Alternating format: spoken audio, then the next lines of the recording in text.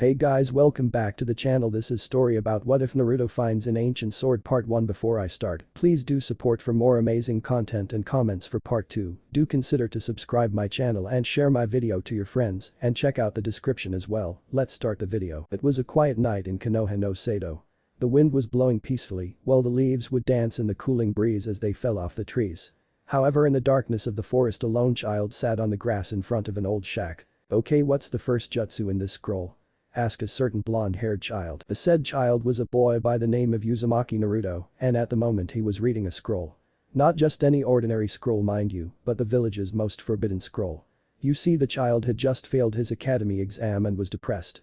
In desperation of becoming a ninja, he listened to a corrupt teacher by the name of Mizuki, who had tricked the boy into stealing the said scroll. Now the boy had done his job successfully. He felt as though he should get started before his sensei arrived. Let's see, the first jutsu on the list is Kage Bunshin no Jutsu.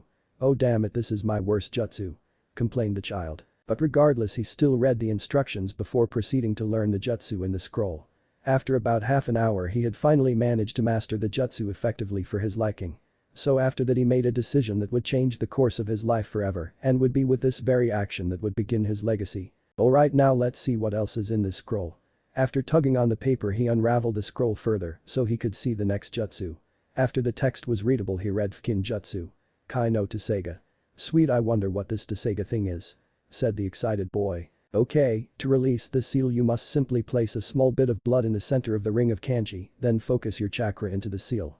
However, if user does not have enough chakra or the user is trying to use this for ill intentions, the seal immediately burn out all of your chakra coils and will burn off your arm in the process. Wow, whatever this thing is, it must be important for someone to go this far to protect it. Oh well. And with those words, the boy bit his finger, drawing a small amount of blood from the wound, and placed his hand on the seal. The results were immediate as a bright light shined through the forest, illuminating everything in the clearing and even scaring away a few of the late-night animals in the surrounding area. This had forced Naruto to shield his eyes so as not to be blinded by the sudden light coming from the scroll. As the light steadily began to die down, the form of something rising out of the seal, as though it was floating before stopping about 6 centimeters off the ground, shining in a yellow light. Naruto, who was finally able to see again, looked at the object in awe as he reached out to touch it. The moment his hand made contact with the object, the yellow light faded to reveal an old-looking katana. The cloth on the hilt was torn and faded brown, along with the bronze-colored guard, which also seemed to have a few dents in it. The sheath was all black, with the exception of a small red cloth about a few meters away from the guard. Curiously, Naruto unsheathed the katana only to feel mildly disappointed at the sight of the blade. It was not shiny silver like some of the swords he had seen Anbu carry around. This one was a dark gray with multiple dents and scratches all along the blade. Even the edge looked to be in need of sharpening, as most of the blade had huge chips missing off it. So, it was no surprise when Naruto's eyebrow began to twitch in annoyance as he tried to fight off the urge to blow a gasket over this event. Sadly, Naruto wasn't the type of person to keep his anger from showing for very long, and thus, result in him shouting as he glared down at the sword. Damn it, why couldn't it be something at least a little bit cooler than this piece of shit? Goddamn scroll, I got ripped off. Frustrated and clearly annoyed, the boy tossed the old sword away. He made his way back towards the scroll in hopes of finding a cooler jutsu to learn from its contents. Yet before he could unravel it any further, he heard something approaching from the bushes and turned to see his other sensei, Iruka. The expression on his face made it clear that he was very angry at the blonde. "Found you, Naruto. What are you doing stealing the scroll like that?" yelled the man as a small vein could now be visible on his forehead. "Looks like you found me sooner than I though. I only learned one jutsu," mumbled Naruto while scratching the back of his head sheepishly. "He does look like he has been training a long time," thought Iruka. Just then he took notice to the rather old-looking katana lying on the ground out of the corner of his eye. "Naruto, where did you get that from?" Naruto looked back at the sword before scuffing and crossing his arms. "Stupid thing ripped me off. I unsealed it from the scroll hoping it was some jutsu or something cooler than that piece of shit." "About that, why did you steal it in the first place?" "Oh yeah?" shouted Naruto before grinning. "Iruka, if I show you the jutsu I learned, then you will let me pass, right?" "Where did you come up with that idea?" "Mizuki-sensei told me. He said that if I got the scroll and learned one jutsu then I could pass." "Why would Mizuki say?" Just then Iruka heard the sound of kunai whizzing through the air and heading in their direction. Thinking quickly, Iruka pushed Naruto to the side as a multiple of kunai embedded themselves into his flesh.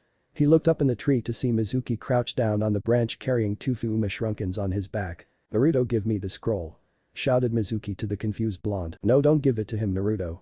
He's just using you to get the scroll for himself and to betray the village." shouted Iruka as he pulled out the kunai in his shoulder. Don't even bother, Iruka. After all, why would he even trust you, since this village has been keeping secrets from him all his life? What secrets? Asked a still confused Naruto. No, Mizuki. It's forbidden for you to speak of that. Iruka shouted, only to be ignored by the traitor. The secret so classified that anyone who uttered even a word of it was punished by death. The secret that was meant to be kept secret from everyone, especially you. Said Mizuki with an evil grin on his face. What was this secret? Asked the curious and confused blonde. Why was it kept from me? No. Don't tell him. The secret that you are the Kyuubi no Kitsune. That was when everything stopped in the eyes of Uzumaki Naruto. He saw visions of his past come into his mind. He saw parents tell their children not to play with him. He saw the academy children laugh at him when he failed to do something. He saw the drunks beat him into unconsciousness. Then finally he saw himself crying on a swing alone while the parents and children all glared at him. As the pictures came through his mind, he could hear the academy children laugh at him and the adults yell hateful things to him. That is why you will never be accepted by this village, you filthy demon, and that is why you will die here and now. Yelled Mizuki as he began to spin the giant shrunken in his hand before throwing it at the still dazed blonde. Naruto, get down. The sound of metal hitting flesh filled the air as the giant shrunken pierced itself into his back. He glanced at his pupil and began to cry at the dazed look in his eyes.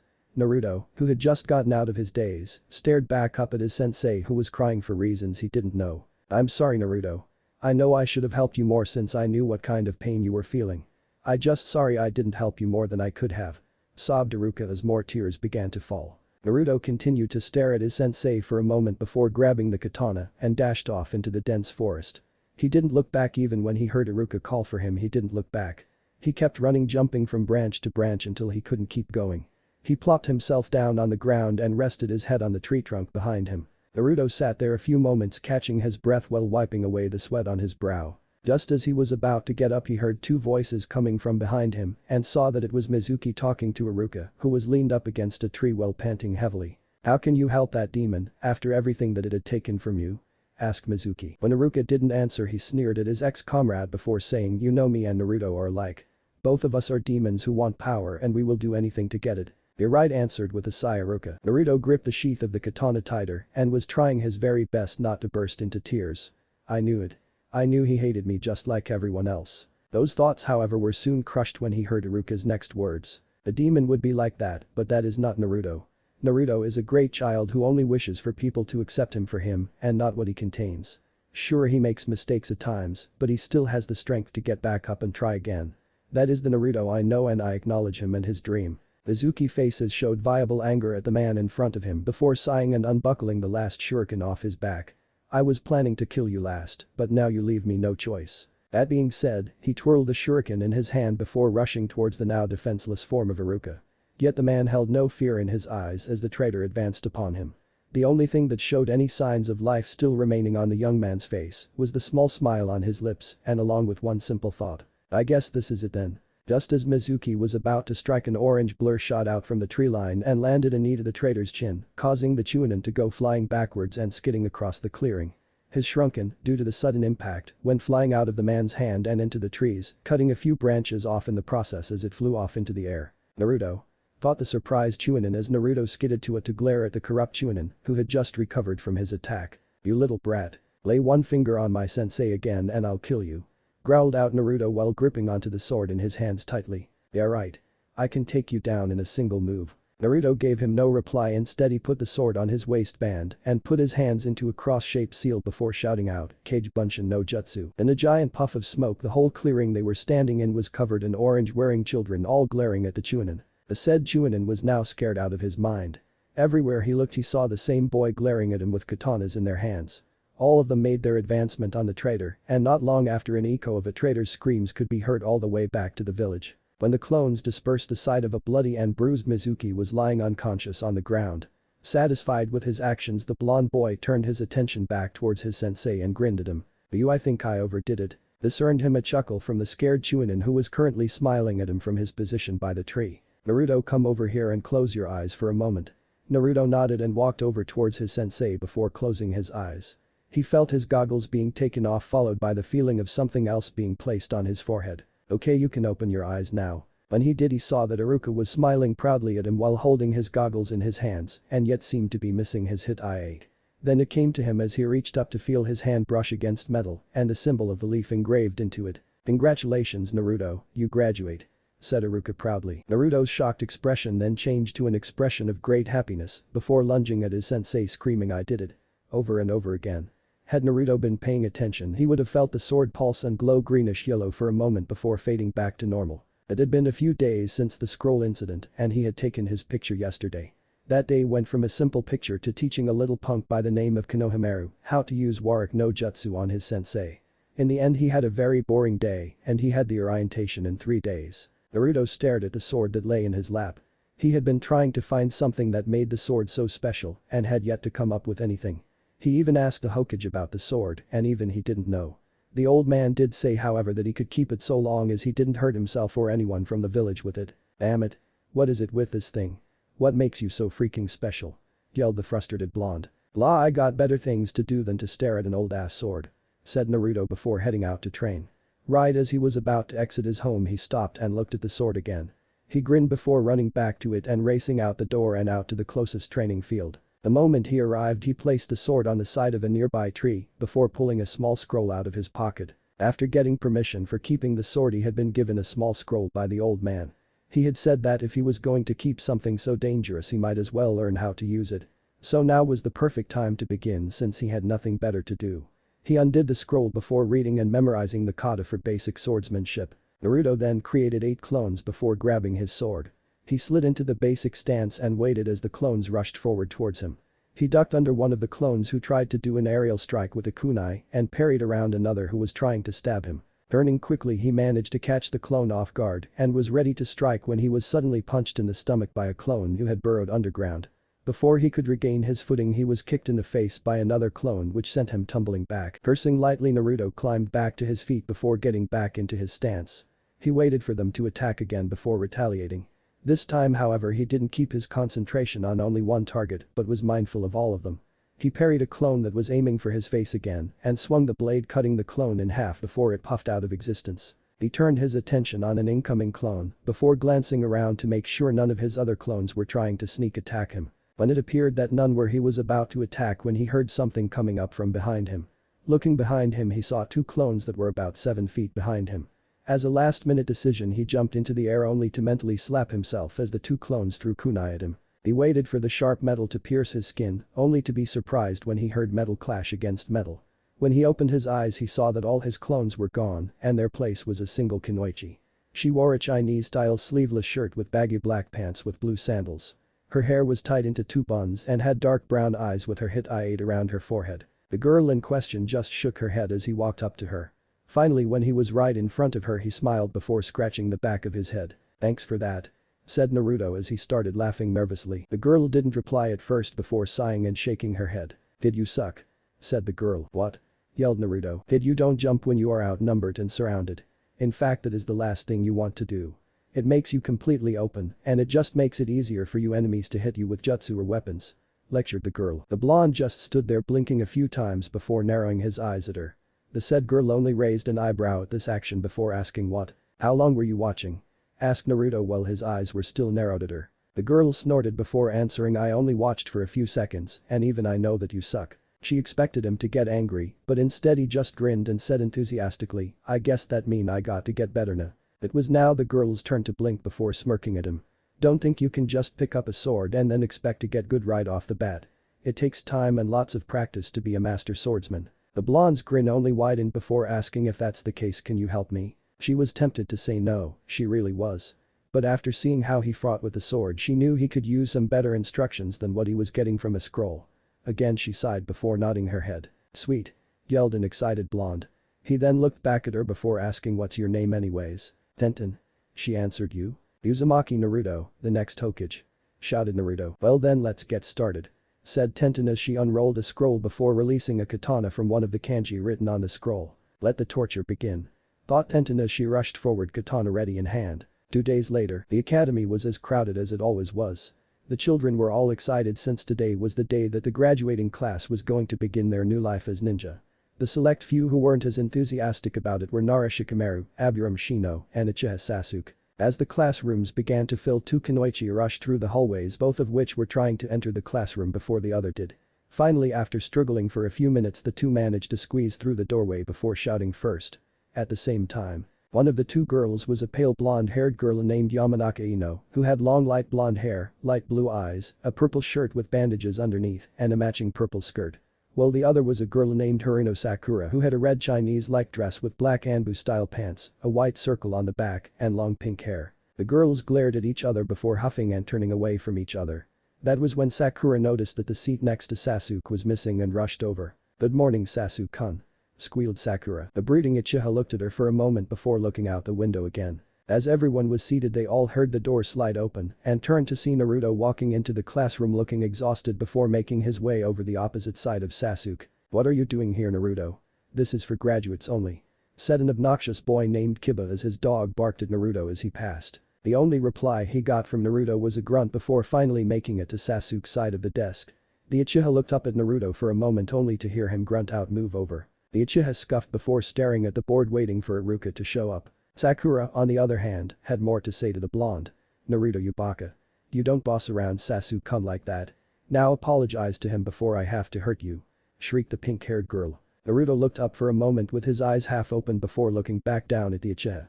Then without warning he hit the Uchiha on the top of the head with the end of his sheath and order, "Move over. Now." The said Uchiha gave Naruto a glare that promised a lot of pain before noticing not only the sword but also the bags under the blonde's eyes. Normally he wouldn't care if the blonde hadn't gotten any sleep, but after seeing the sword and seeing how he acted right now, he assumed that the orange-clad ninja was in fact tired and just didn't feel like dealing with things. He could recall a time when he was like this and knew that it was annoying, so that was why he snapped at his fangirls who tried to mess with him when he was up all night training. Sighing, he moved himself over to where he was in the middle of the jointed desks and let the boy sit. Without missing a beat, the blonde sat down and banged his head on the desk and let sleep claim him.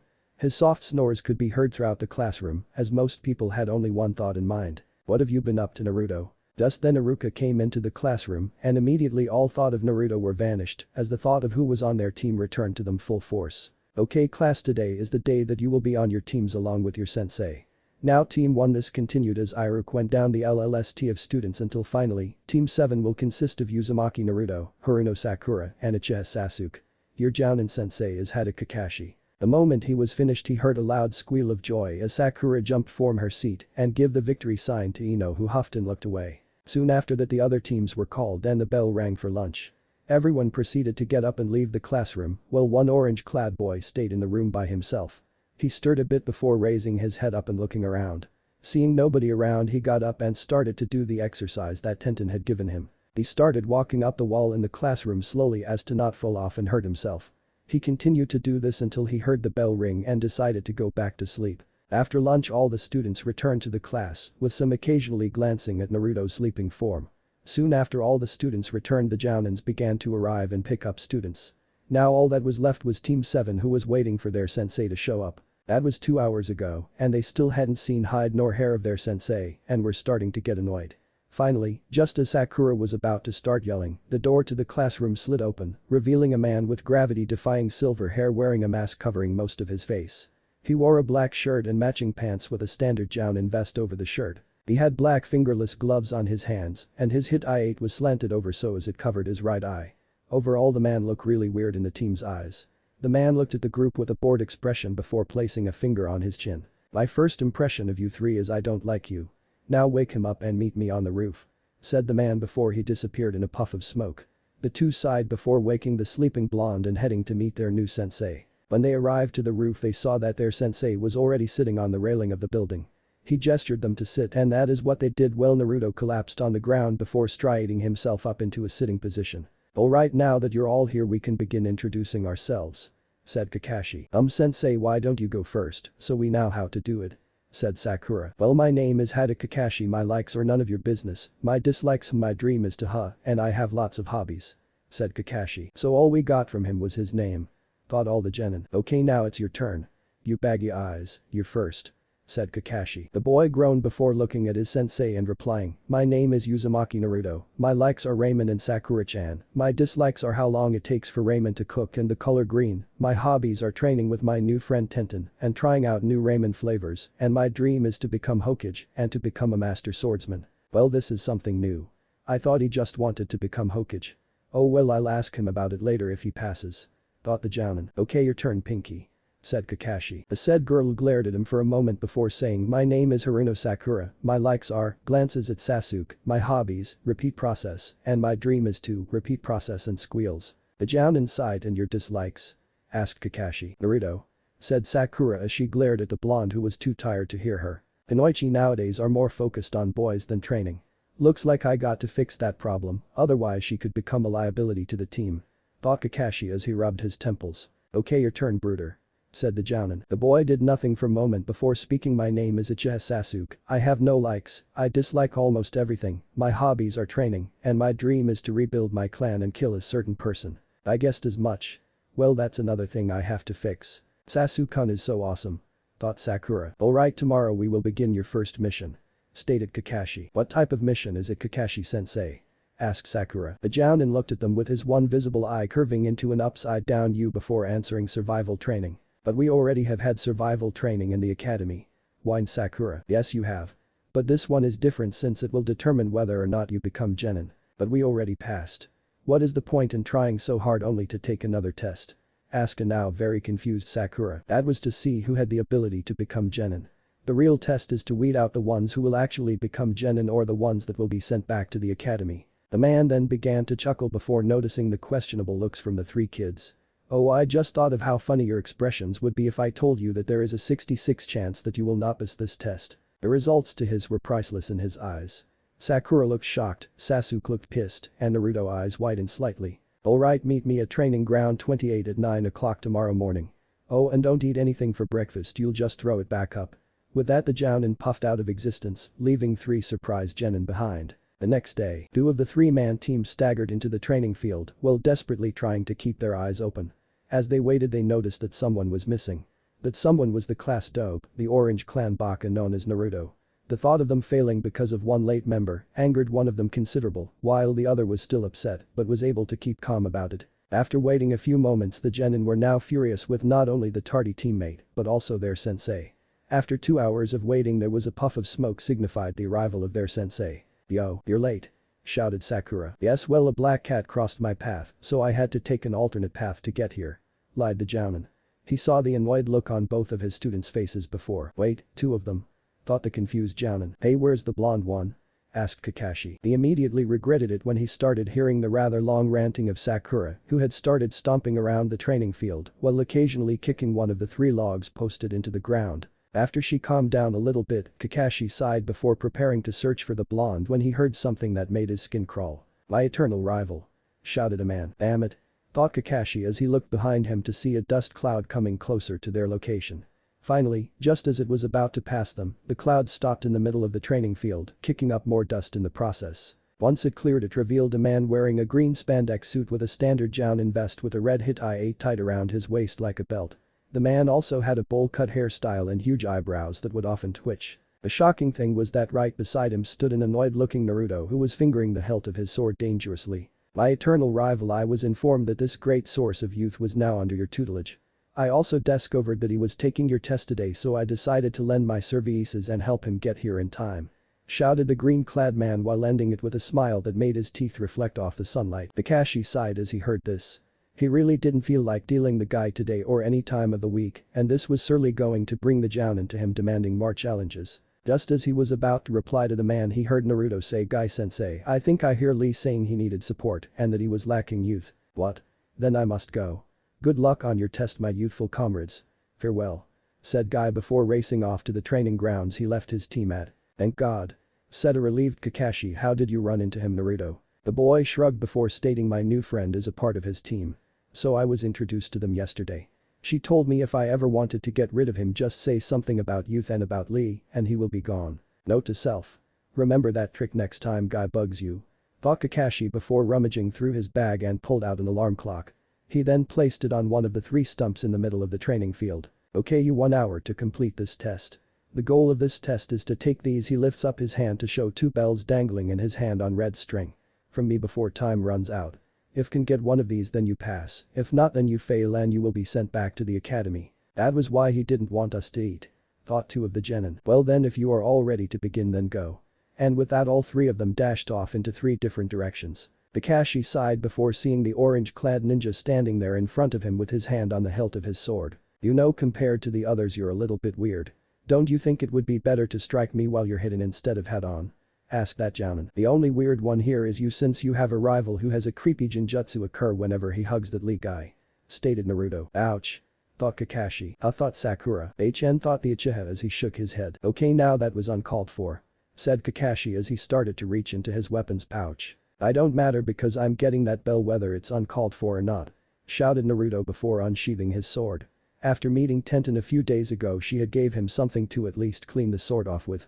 Now instead of a dirty beaten up sword, it now looked slightly beaten up only it no longer dirty and dark gray, but shiny silver. Naruto then charged the jounin with decent speed while swinging the blade, aiming to strike him on the side.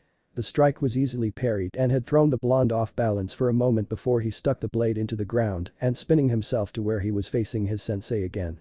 He pulled the blade out of the ground and made another attempt to hit his sensei. This surprised the jounin enough to distract him from dodging the blade. Naruto grinned when he saw that his attack was going to get through, only to be shocked when he heard a loud clang of his sword connecting with a kunai.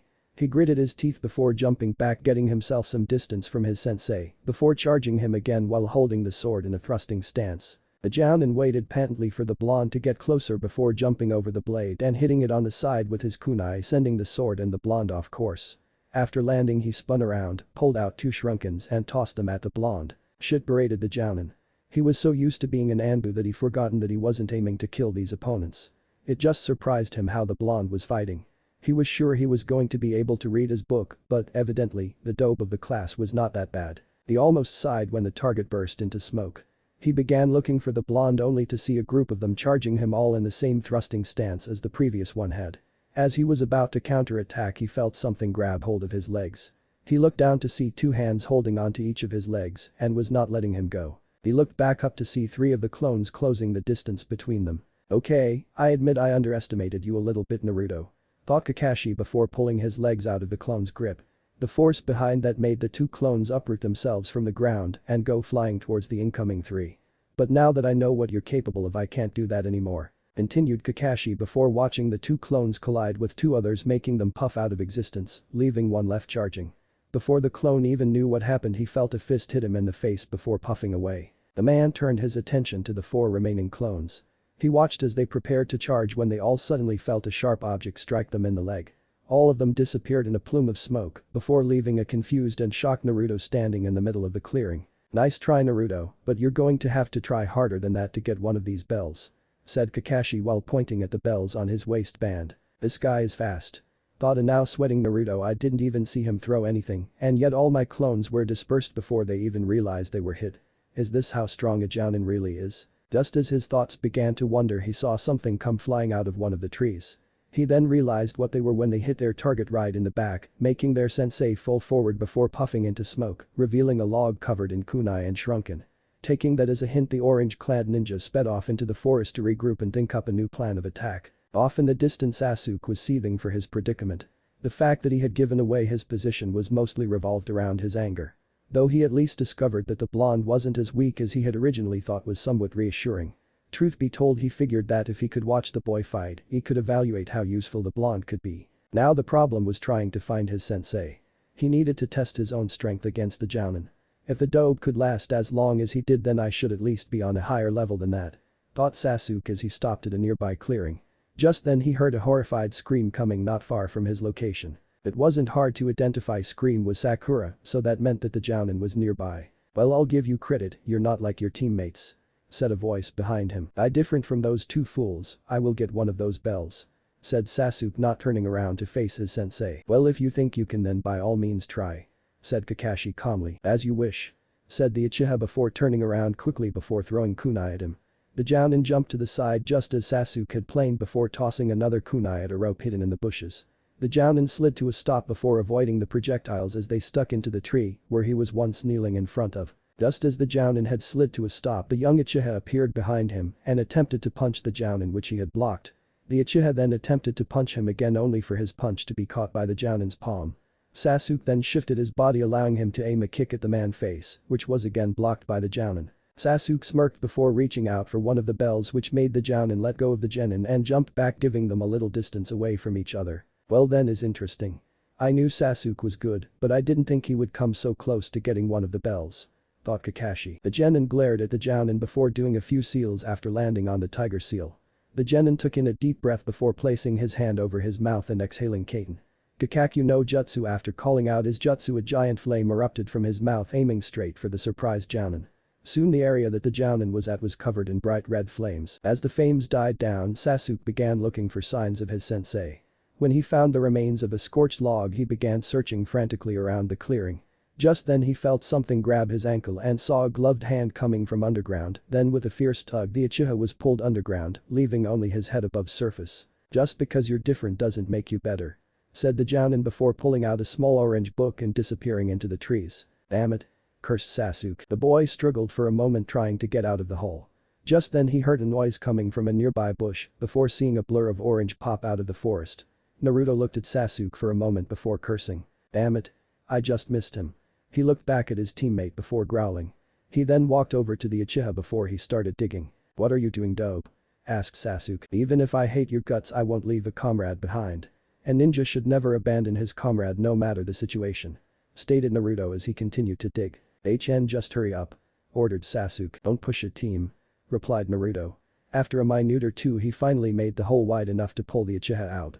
After getting him out, he stood and was about to go looking for his sensei when Sakura burst from the bushes. "Sasuke-kun," squealed Sakura before embracing Sasuke's arm while having stars in her eyes. "Get off," ordered Sasuke as he shoved her off his arm. "Hey team. Don't push Sakura like that, she was only worried, that's all," yelled Naruto. "Don't talk to Sasuke-kun like that, you baka," yelled Sakura before bopping Naruto on the head. "I got to find Kakashi. I almost got a bell and next time I will have one in my hand," said Sasuke as he got some of the dirt off his shirt. "Yeah, you go, Sasuke. Show that scarecrow who's boss," cheered Sakura, not knowing how foolish her statement sounded. Just as Sasuke was about to go searching, the timer on the alarm went off. "Damn, I was wasting all this time," said a now scowling Sasuke. "Good job, Naruto. If you didn't show up, we could have been getting a bell instead of wasting time," yelled Sakura. "But I let him out of that hole," and replied Naruto before he was interrupted by Sakura. "You're so useless, Naruto. Now we're going to have to go back to the academy because of you," shouted Sakura before bopping Naruto on the head again. But that she stormed off while following Sasuke to the clearing where the alarm clock was and, most likely, where their sensei was waiting. Naruto, who was now rubbing the second bump on his head, sighed before tugging along the rest. When they arrived, they saw that their sensei had his nose into a small orange book. They were about to comment when they saw him gesture them to sit down on the ground. When they did, the jounin snapped the book shut before giving them a bored look. "Well, I've decided to not send you all to the academy," said Kakashi with his eye smile. He saw all of their faces light up a little bit. Well, Sakura and Naruto did, but Sasuke just smirked. "Instead, you three will be dropped from the ninja program." "That's not fair. Why do you have to be dropped when it was his fault in the first place?" shouted Sakura as she pointed at Naruto. "Explain to me how it's Naruto's fault, Sakura," asked Kakashi. When he got no answer from the girl, he continued, "Yes, Naruto did charge me head on, which, by the way, was a foolish act on his part. But he was standing right here fighting me while you didn't do a single thing to help him." Sakura put her head down in shame as she realized that what he said was true. "Naruto, you were being too brash when you charged straight at me. For all you know, I could have killed you before you even got into striking distance," said Kakashi sternly. His eyes softened a bit with his next statement though. "However, you did do a great job since your records say otherwise, and you did do one part of this test correctly. As for you, Sasuke, you thought that your teammates would only hinder you and decided to leave them behind. If this had been the real thing, then all three of you would be dead. The part of this test was not to evaluate your skills against a jounin, but to prove you can work properly as a team," stated Kakashi as he stared down at the three genin. The man then walked over and stood over the stone in the middle of the training ground before asking, "This is the memorial stone. It has all the names of true heroes of this village. That's the stone that I want to have my name one day. I'm not gonna die a nobody. I'm going to be a hero, just those on that stone," said Naruto excitedly. "For your sake, Naruto, I hope you don't end up the stone," answered Kakashi in a solemn tone. "What?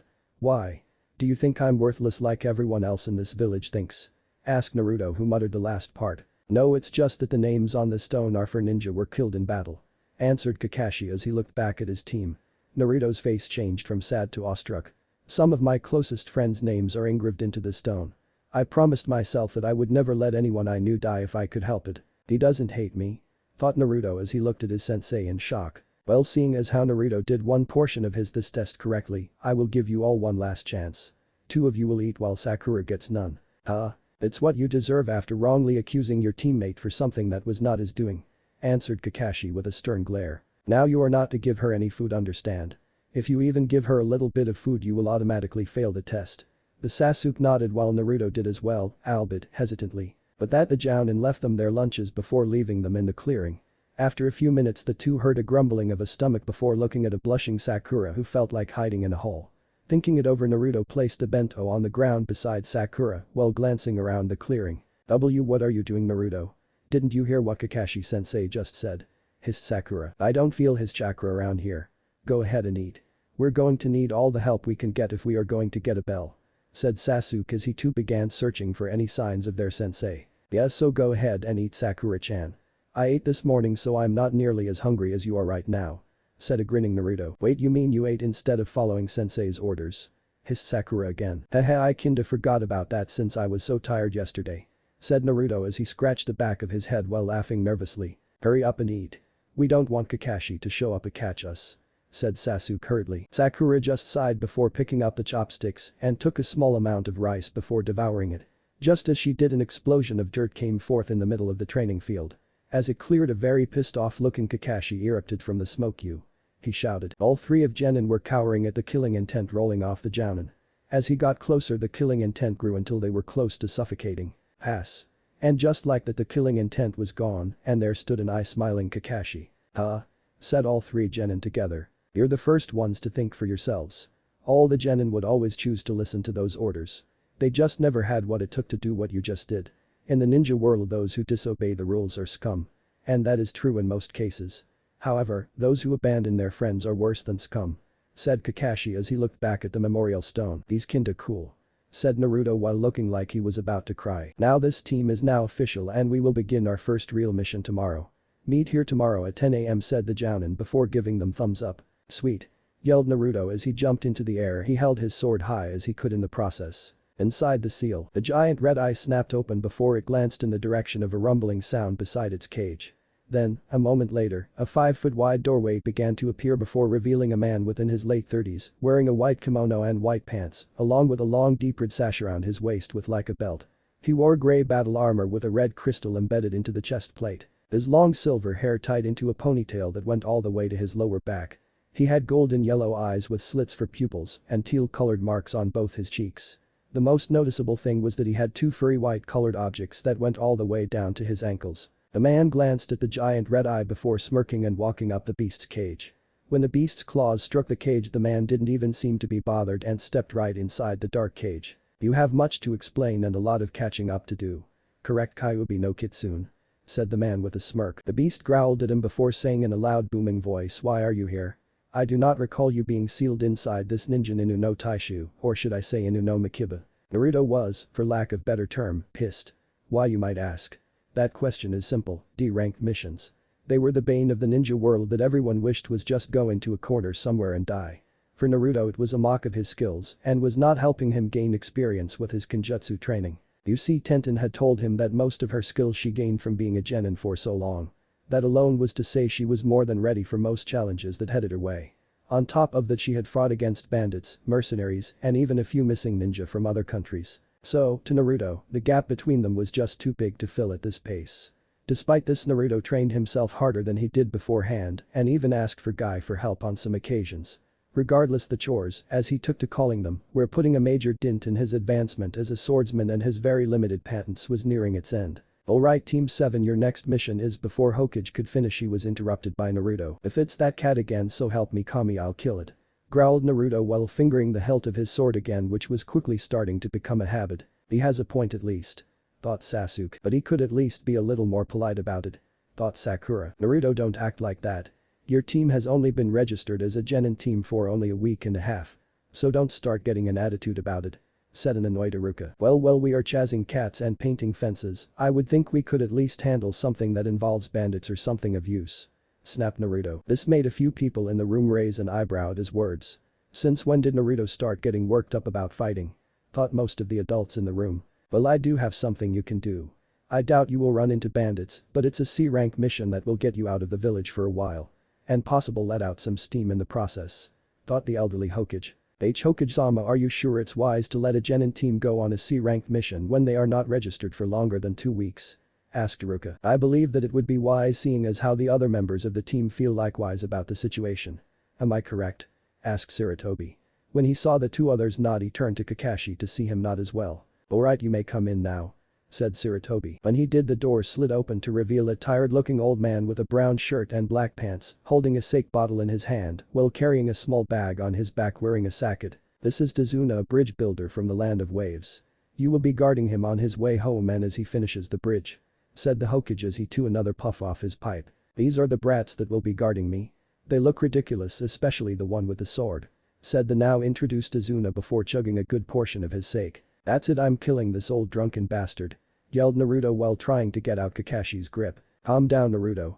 You don't need to kill the client before the mission even starts, says Kakashi, making the child calm down slightly. Alright, meet me at the North Gate in about an hour.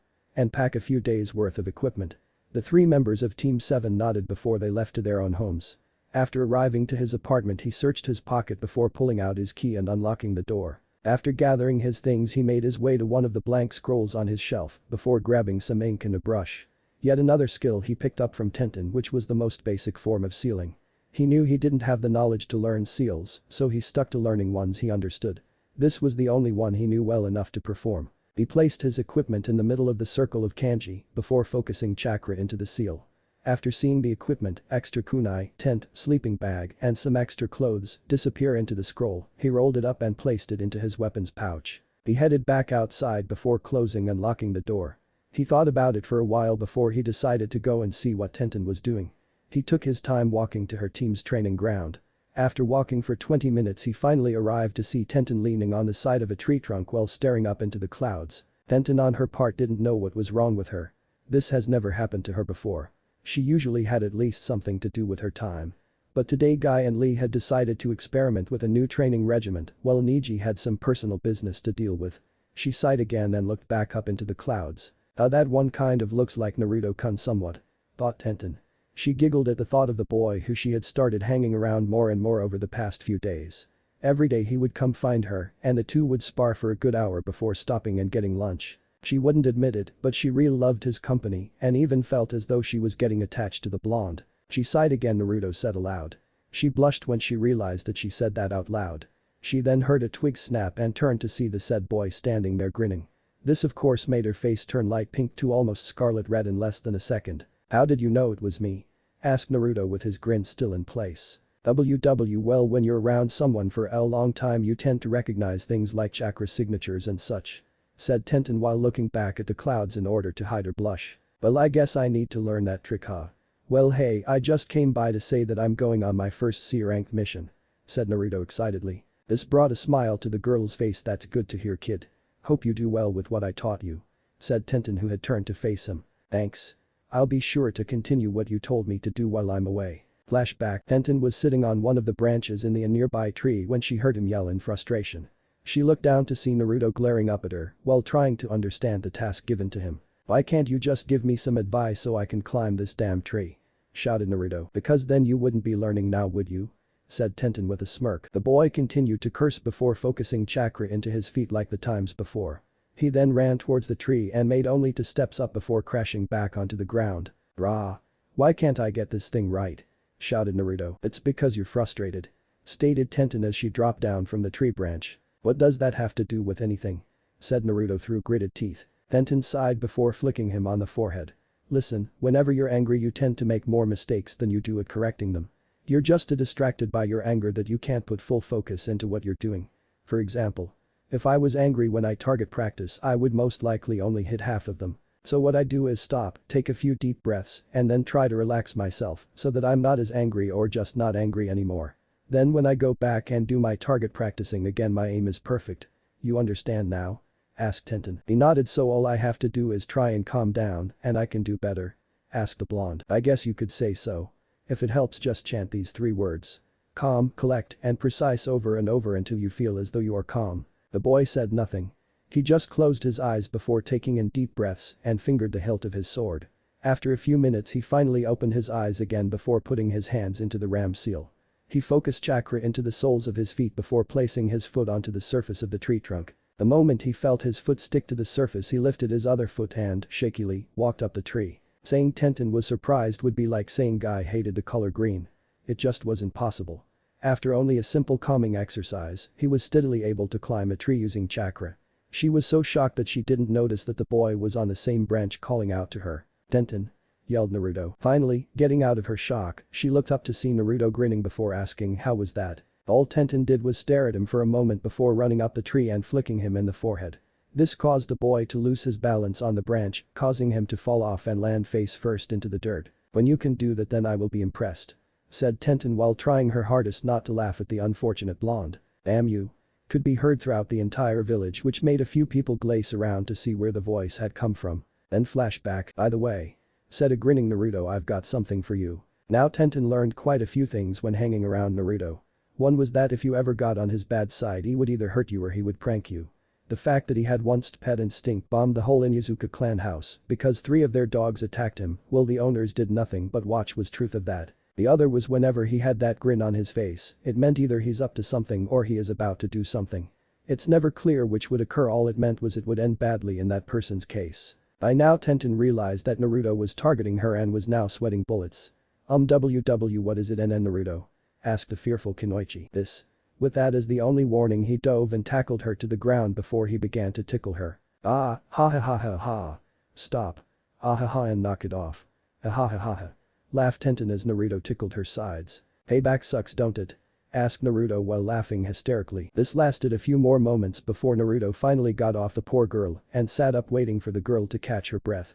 When she did, she glared at for a moment before breaking into a cute pout. "That was cruel," stated Tenten as she kept the pout. All this made Naruto's grin widen before standing up and dusting himself off. He lowered his hand down to help Tenten up. She gratefully took it and was heaved back to her feet. After she dusted herself off, she saw he was looking at the sky. "It's almost time for me to go. Otherwise I would be late," said Naruto in a solemn tone. Tenten's face went downcast at that before she perked up at an idea. "Hey Naruto, when you get back, do you want to get something to eat or something?" asked Tenten, blushing slightly. Naruto blushed at the question. In all honesty, he didn't know what to do. "I always wanted to have my fist date with Sakura-chan. But I don't want to hurt her feelings like that team does all the time. What do I do?" he thought frantically. That was when he heard a voice just barely above whisper say, "Take her offer." Glancing around him, he noticed that nobody was there. He decided to listen to the voice and answered, "Sure, I'll meet you here when I get back. You can pick the place." The girl's eyes lit up with happiness before smiling warmly at him and nodding her head. He was about to go when he felt 2 slender arms embrace him. His face now resembled that of a tomato because even he knew what those soft things touching his back were. "Thanks Naruto-kun, I'll see you when you get back." With that, she let go and walked off into the forest with a big smile on her face. "Okay, girls are weird," said the blonde boy as he rushed out of the training ground and also trying to get rid of his blush. When the north gate finally came into view, he relaxed before slowing to a stop. He saw that 2 of his teammates were already waiting. He sighed before placing his hand in his pocket and feeling a piece of paper. Pulling out the paper, he found that it had a number, an address, and on the very bottom was a small chibi form of Tenten smiling at him. Naruto chucked at the note before putting it back into his pocket for safekeeping. Sasuke noticed this but decided not to comment since the last thing he needed was the dope to be more of a pain than usual. So the 3 waited until, not 5 minutes after Naruto arrived, Kakashi showed up in a puff of smoke along with Tazuna on tow. The man grunted as the 2 huge doors opened. When they were finally opened completely, Team 7 stepped out of the village for first time in their lives and began their journey to Wave. Time skipped 30 minutes. They had now been walking for a while and they were all bored. The only thing that passed the time was a bit of chit-chat and a few questions regarding Wave. As they continued walking, they came across a particularly odd sight. A puddle in the middle of the path when it hadn't rained in days. As they passed by the puddle, Kakashi started tagging behind the group. Just after they passed, 2 men emerged from the puddle, both wearing deadly-looking gauntlets on one arm. The one with a black cloak threw his partner, who was dressed in black and gray camouflage, at his target. When the man landed, he entangled Kakashi in a spike chain that now covered the upper part of his body. With a fierce tug, both of the dark assailants cut the jounin into nothing but little chunks of flesh. "One down," said the 2 assailants together before speeding towards Naruto. "2 down," said the 2 together again. Just as they were about to entangle him in the deadly chain, the hilt of a sword went straight into one of the men's chin. As soon as the other realized that his comrade was hit, he was struck by a strong kick to the face, making him go off balanced as well. After catching them off guard, Sasuke throws one shrunken that embedded itself into a nearby tree and a kunai to keep the chain in place. When the assassins realized that their weapon was useless, they detached the chain from their gauntlets and charged a different opponent. The one in the camouflage went for Naruto, while the one with the cloak went for Tazuna. Sakura, doing rational thing, stood her ground in front of the bridge builder while holding a kunai in a defensive stance. Just as the man was about to slay the two of them, he was stopped by Kakashi, who had the man held in a headlock before slipping into unconsciousness. The Jounin looked over his shoulder to see Naruto and Sasuke standing over a severely cut and bruised body of the second assassin. "Good work team, you all did your part very well," said Kakashi before turning over to Tazuna and regained his seriousness. "Tazuna-san, we have something to discuss." The man nervously nodded before walking over to the man, while Naruto and Sasuke started tying the two men up to a nearby tree.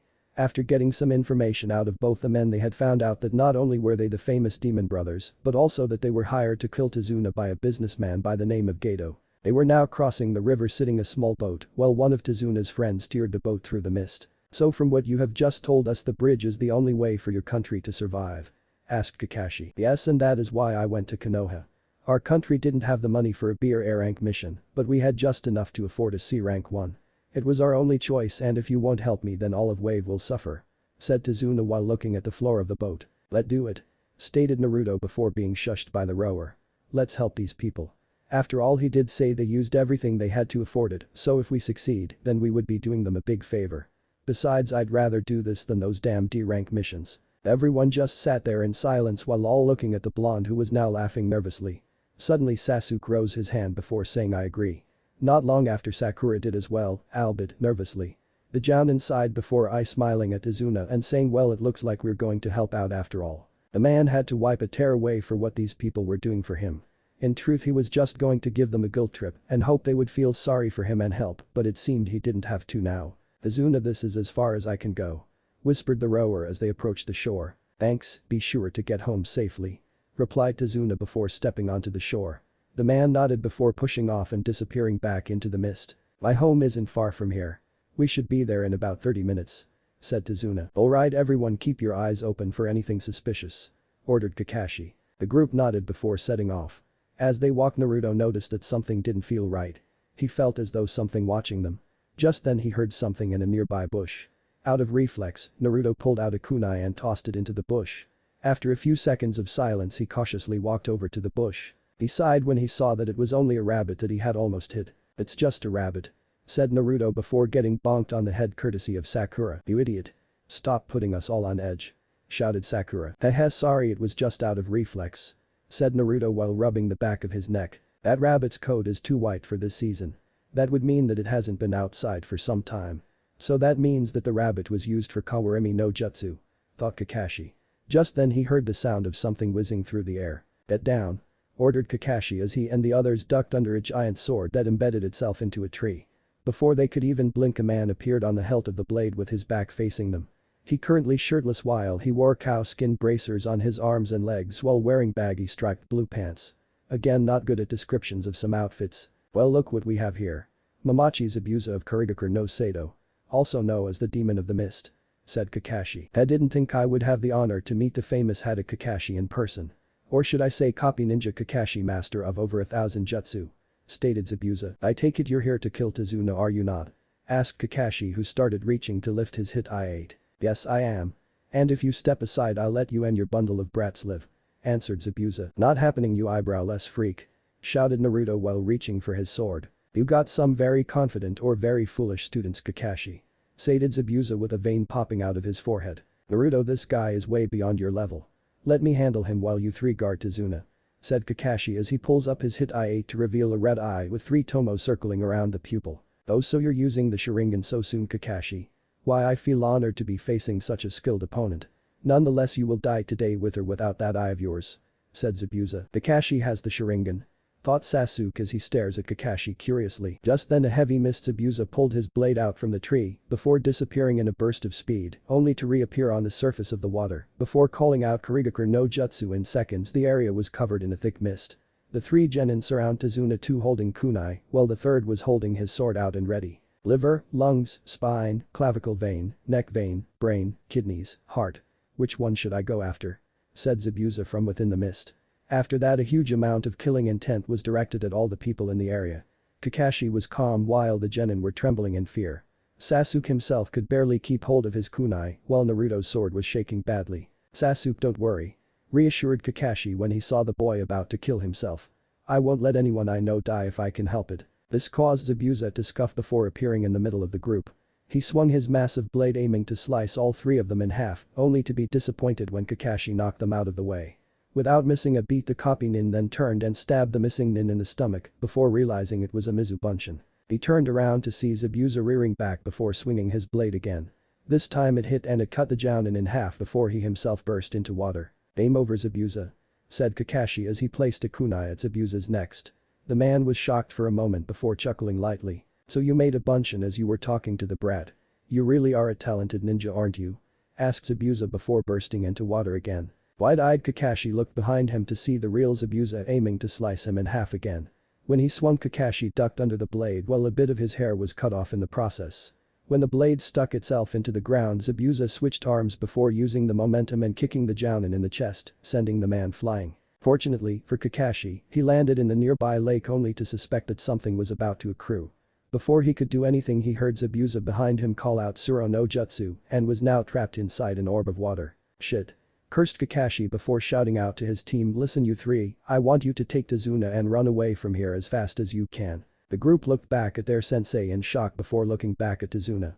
Naruto looked back at his sensei again before saying, "No way in hell, Kakashi-sensei. You're our sensei and we are not leaving you behind," continued Sakura. "And you said that those who abandon their friends are worse than scum," finished Sasuke. "You brats are noble, I'll give you that, but you three are just a waste of my time," said Zabuza while he made a hand seal.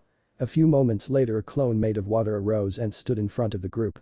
Sasuke looked over at Naruto for a moment and saw that the blonde had the same idea he did. Both nodded before charging forward towards the clone. Said clone swung his blade at the two of them as they charged. Sasuke jumped over it while Naruto ducked before raising his blade in an attempt to stab the clone in the chest. The clone dodged the blade and landed kick on the blonde's jaw while he grabbed Sasuke midair by the neck with its free hand and threw him back toward Sakura and Tazuna. The clone then set its sights on Naruto before raising his blade, aiming to cleave him in half. The orange-clad boy rolled out of the way just as the blade smashed into the ground. He leapt back to his feet and made a vertical swing on the clone, still aiming to hit it. He gritted his teeth when the clone dodged the strike and leapt back to get some distance before the clone could strike again. "You three are all pathetic. You call yourselves ninja. Don't make me laugh, all you're doing is playing a dangerous game. A game where your life is on the line," said Zabuza. "Now it's time for me to put an end of this little game we've been playing," finished the clone before charging the group with incredible speed. "Is this where I'm going to die?" thought Naruto while holding the Tsuga in front of him. He looked back at Sakura, who was now pale and shaking violently. "No. I will protect Sakura-chan and the Jiji, even if it costs me my life." Naruto waited for the clone as it approached before noticing that it was starting to slow down until it stopped as though someone had pushed pause in the middle of a movie.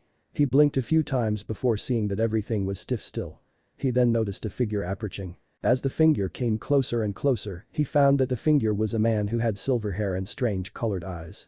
The man stopped when he reached Naruto, who was still holding the Tsuga in front of him in case the man tried to attack him. Finally, after a few moments of silence, the man spoke in a calm tone, "So you are the one who contains kyuubi dono." This made Naruto flinch slightly before he pointed the blade at the man's face before shouting, "H, how do you know that?" All the man did was chuckle before pushing the blade out of his face with his finger.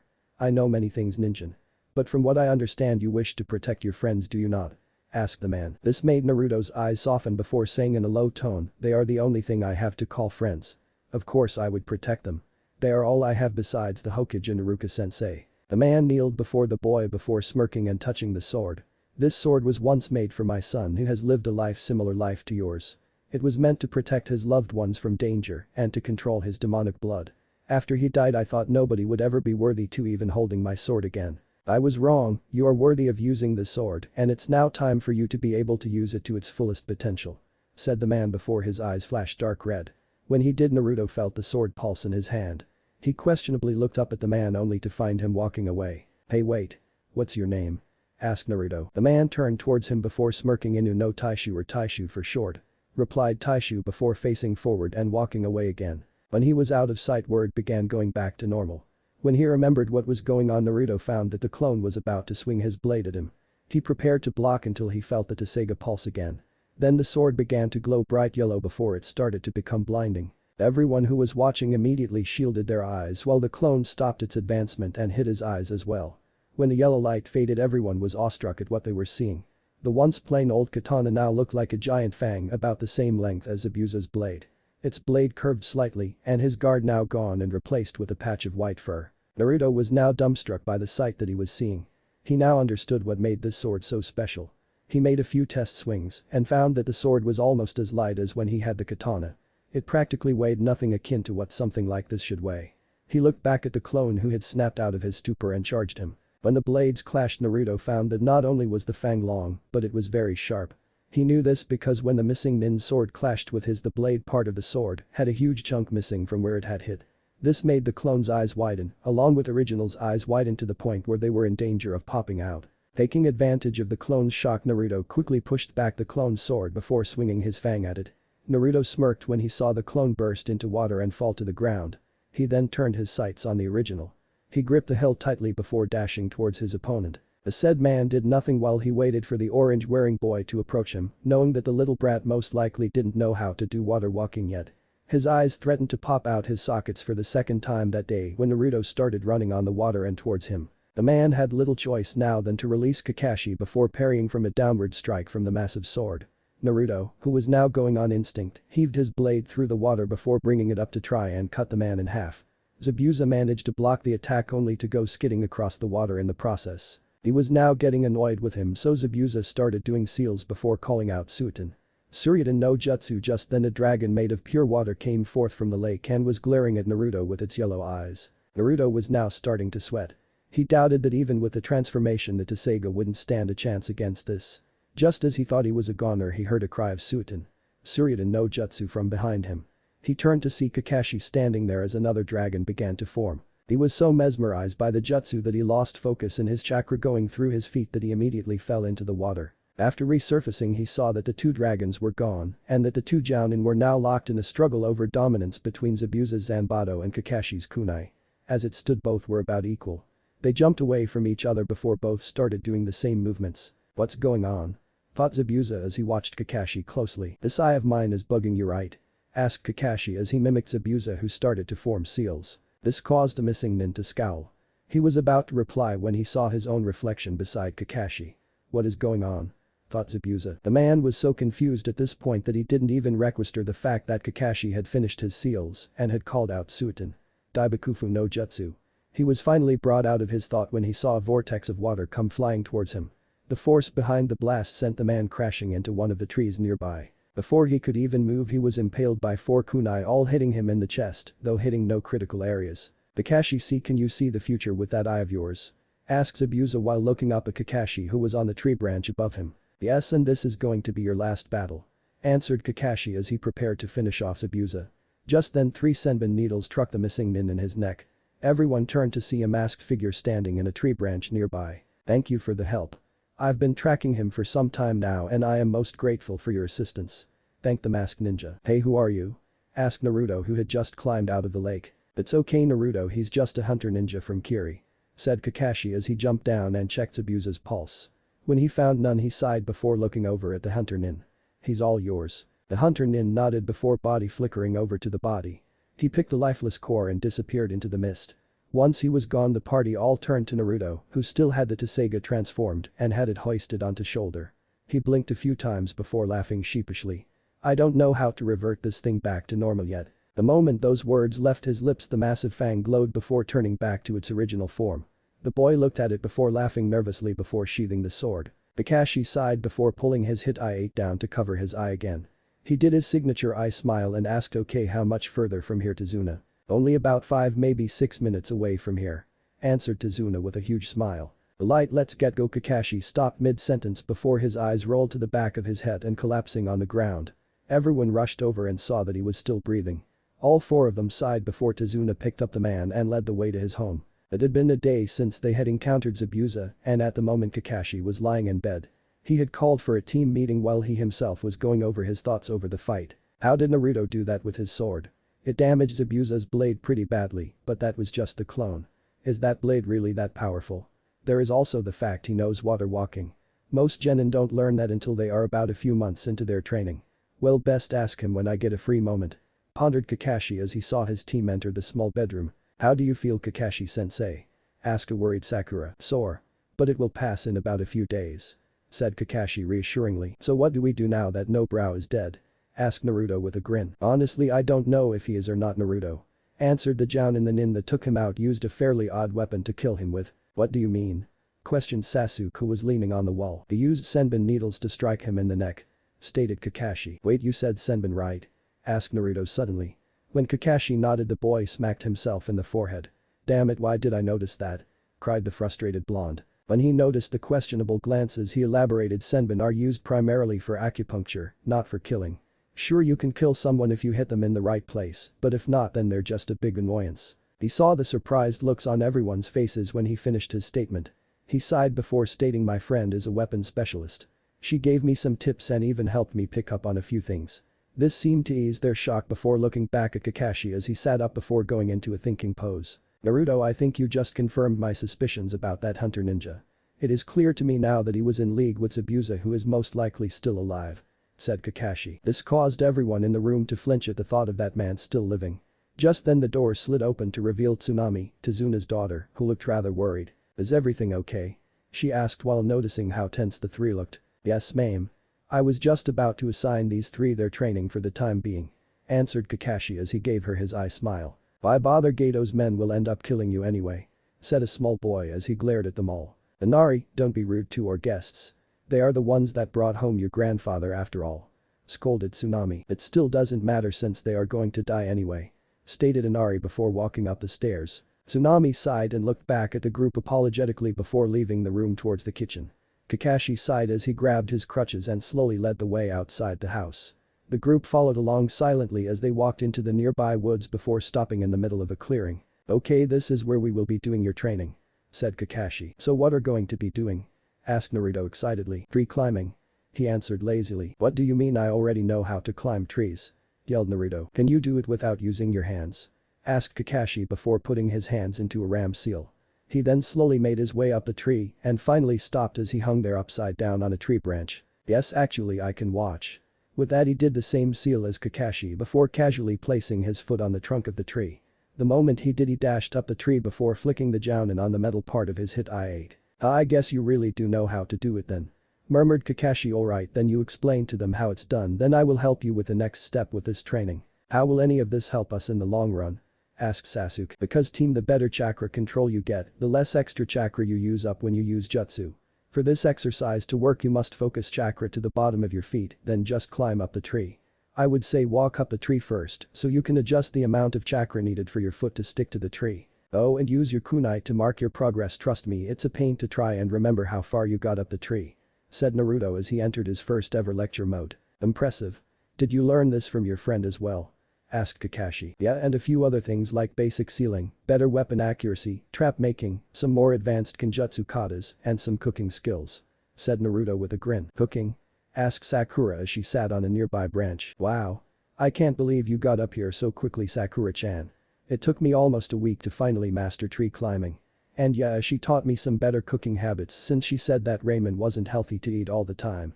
Though I usually eat ramen for lunch, I do cook my own food for breakfast and dinner. Said Naruto as his grin grew wider. Oh, was all she said before looking down at the seething Sasuke. Alright Naruto, let's get you started on your next exercise. Said Kakashi as he slowly went down the tree with Naruto following him in the same slow pace. When the two got out of the clearing, they began to make their way towards the pair behind Tezuna's house.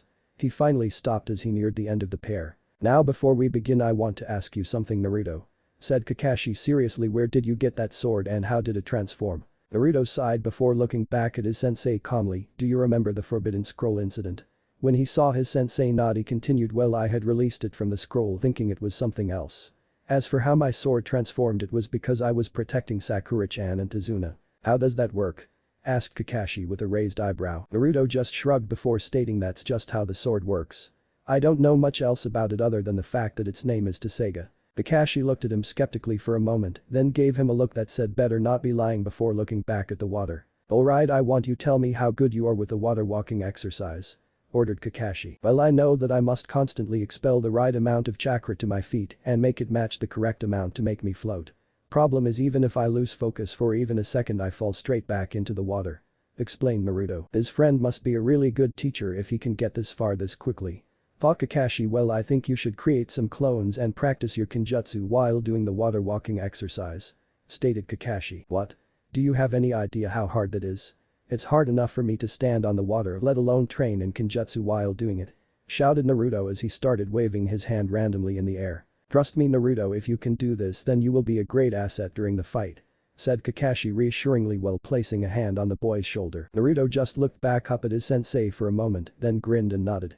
The boy then turned around before focusing chakra into his feet before commencing with the exercise. Naruto, I know I wasn't there back then when you needed someone. Thought Kakashi as he watched the blonde fall into the water. But maybe I can make it up to you.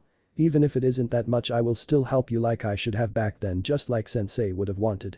Continued Kakashi as a small smile started to appear behind his mask. Alright. I finally got the hang of this damn exercise. Shouted Naruto before scolding. He then noticed that he wasn't underwater and looked down to see that he was still floating above water. The boy grinned before running back to the pair. He picked up his sword off the dock, then made his way back to where he was once standing. He quickly made 12 clones before unsheathing his sword. The others copied his actions before charging him in a burst of speed. The original just smirked, then ducked under one of the incoming clones before slicing him in half. As the clone puffed away, Naruto turned around and stabbed another that was attempting to sneak up on him. The moment the clone disappeared, another one popped out from the smoke that came from the previous clone's death. It swung its sword downwards in an attempt to cleave him in half before it was blocked by Naruto's own blade. He then pushed upwards so as to knock the attacking clone away before turning to his left to deflect an incoming kunai. He then charged the clone while dragging his sword through the water in the process. Right as he was reaching striking distance, he saw from the corner of his eye another clone making a horizontal strike, aiming to cut Naruto in half. Once he saw this, he quickly stopped the flow of chakra in his feet, making him fall into the water. He looked up to see that the clone that intended to hit him had hit the clone he was aiming to kill. Naruto quickly swam to the surface before refocusing chakra to his feet and climbed back onto the water. The moment he was up, he had 4 clones surround him, all of which were smirking with their blades at the ready. Naruto sighed and started to raise his hand in defeat. At the last minute he thought about Tenten and how she would scold him every time he gave up, telling him he could always do better. He let a small smile grace his features at those thoughts. I would protect her just as she would for me. Thought the blonde before feeling a familiar pulsing coming from his sword. Just then a bright light came from the blade before it grew and a patch of white fur was once again visible to him. Naruto smirked when he saw their shocked faces. Taking advantage of the situation, Naruto quickly did a 360 spin while cutting every clone in half in the process. Only one clone snapped out of it quickly enough to survive the attack before pointing an accusing finger at the original before shouting, "Hey, that's cheating. Ninja don't play by the rules, baka." Shouted the original before cleaving the poor clone in half. Just as Naruto was getting back into his stance, he noticed that Tsunami was standing on the edge of the pair smiling at him. He dismissed his clones and made his way back to the edge of the pair before asking, "Yes, Tsunami-chan. Dinner is ready. I would have told you earlier, but I didn't want to interrupt your training," answered the woman while still smiling. Naruto just laughed while scratching the back of his head before sheathing his sword, not realizing that the sword had reverted back to normal as he sheathed it. This was how things went for Naruto and his team as they stayed in wave. Sasuke, who had managed to learn tree climbing in 3 days, was now learning how to walk on water, along with Sakura, who had been given the task of watching over the bridge builder while Sasuke did tree climbing. They had also learned about Kaiza, the hero of wave, as the locals called him. The said man was executed in front of everyone as an example to never fight against Gato. This is what led Inari to believe that nobody could stand against Gato. All this did was make the group train harder than before. Right now though, the team was sitting down at the table waiting for dinner to be served. Naruto, who had nearly drowned after passing out while training on the water, was resting his head on the table. As he was, Inari was glaring at the boy before an image of Kaiza appeared next to the blonde. Suddenly the boy slammed his hands on the table with tears streaming down his eyes and yelled, "Why do you try so hard? All you're going to do is get yourselves killed by Gato and his men. No matter what glorious claims you make or how hard you train, when facing the strong, the weak will only end up getting killed." This action made everyone at the table look at the boy in surprise. The blonde scoffed before replying, "Whatever kid, I'm not like you. I'd hate to be like you. You don't know anything about this country yet you're all being so nosy about it. What the hell do you know about me anyway? I'm different from you, you're always clowning around and acting so cheerful, you don't know how hard life can be," shouted Inari as more tears started to pour down his face. Now if there was one thing that Sasuke and Sakura knew about the blonde, it was that he was very touchy around this subject. It happened once and that was enough for everyone to stay wary of entering this topic with the blonde. It happened when a student in the academy had made fun of him because he had no parents or friends, along with the fact that most of the older people hated him. That kid had left the same day with 2 broken legs, 3 busted ribs, a fractured right arm, 2 black eyes, a busted lip, and a severed head trauma. Needless to say after that nobody ever made fun of him for not having family or friends. The academy even tried to expel him only to fail when the Hokage stated that boy was harassing Naruto with his endless taunting. Everyone knew it was a lie, but they were just too scared at the time to say anything. Naruto looked up at the crying boy and glared at him while releasing some killing intent in the process. "You think you have it bad, kid?" asked Naruto with a slight chuckle. "Kid, let me ask you something. Do you have a mother? Do you have to pay triple for almost everything even when they are the most outdated things on the market? Do you have people that love you more than anything in this world?" When the boy didn't answer he yelled, "Answer me." Why yes," muttered a now terrified Inari. "Exactly. You have a mother who loves you, a grandfather that is risking his life to build a bridge to save this country, and what are you doing? You're sitting in your room crying over a dead man and doing nothing to contribute to your family. So don't you dare tell me your life is bad because there are always people out there who have it worse than you do. So you go back to your room and cry all you want because I will not let some little brat say he has it bad when he really doesn't," said Naruto before grabbing his sword and walking outside while slamming the door behind him. Nobody spoke for several minutes before finally Tazuna looked at Kakashi before asking, "Is his life that bad?" Kakashi slumped his shoulders before answering, "Unfortunately yes it is. He never knew either of his parents and didn't have a single friend growing up. A lot has happened to him while he was still young, but I don't want to tell you since it's not my business to share with you. All I can tell you is that you should never bring that topic up unless he wants to talk about it." "Out in the woods, the stars look great tonight," said the blonde as he looked up at the night sky. Another thing that most people didn't know was that Naruto always loved looking up at the sky. It was one of the few things he could do without someone getting angry at him for doing it. Now though he just didn't have the same feeling for it that he usually does. "Stupid brat," said Naruto as he gripped the Tsuga tighter. He didn't hate the boy for what he said. If anything he felt sorry for the boy. But the boy had brought back some rather painful memories. He sighed again as he gazed back up at the night sky from his position on the grass before closing his eyes and let sleep take him. Dream world, cold, that was what he was feeling at the moment. He cracked his eyes open only to see an endless darkness and pipes. He blinked a few times before noticing that he was laying in cold water. Naruto slowly got back to his feet and saw that he was apparently in a sewer of some sort. "If you can hear this please then understand that my life is now in the palm of your hand," said a familiar voice. Naruto glanced around and saw that there were several corridors scattered around the area. Just as he was about to go into one of the corridors he heard the voice speak again. "My sadness will only continue to grow as long as you leave me behind in your shadow," continued the voice. "That way," thought Naruto as he rushed towards the voice. As he ran he noticed that the further he ran the more the darker it got. "I can never be what all of you see, the only thing I can truly be is me," said the voice that sounded very feminine to Naruto. "Why does this sound so familiar?" thought Naruto as he stopped at another set of corridors. "Even that is not real in this lifetime, but what could you expect in a life like mine?" said the now obviously feminine voice. The blonde didn't even wait for her to finish before running to the corridor where the voice was coming from. He saw that he was nearing the end of the corridor and ran faster than before. When he reached the end of the corridor he stopped dead in his tracks, fell on his knees at what he saw. "So all I have to say is don't forget what this smile means and what lies behind it," said the voice from behind the cage. That wasn't what shocked him to the core. It was the sight of him being held up by chains smiling straight at him. But it wasn't his smile, it was a smile of a crazed lunatic ready to kill everyone. Naruto stared up at the hanging boy before him and felt tears going down his face. He couldn't look at this thing that was called him, he just couldn't do it. He wanted to get up but just couldn't. Then he felt someone from behind embrace him in a hug. This little action snapped him out of his stupor long enough to make him face the figure behind him. When he turned he saw a beautiful woman with a decently sized bust kneel down to his level. She had dark red hair that went down to her lower back and had eyes that were a dark pink color with slitted pupils. She had on a pink kimono with light purple flower pebbles decorated all around the front of the outfit with a dark purple sash wrapped around her waist. The woman got to her feet and not only revealed her hergless figure, but also her 9 orange-colored tails swaying behind her. The woman moved her hand to cup his cheek before smiling sadly at him.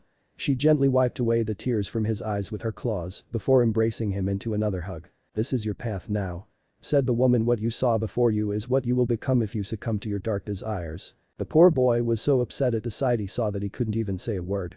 All he did was continue to cry on the woman's shoulder as she rubbed his back in an attempt to soothe him.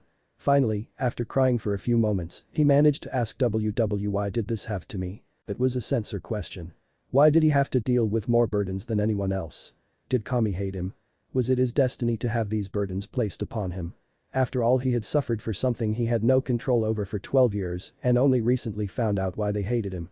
Was it fair to something like this to someone who never even knew his own family to have to live this way? Because that is what makes you stronger than anyone else, even me.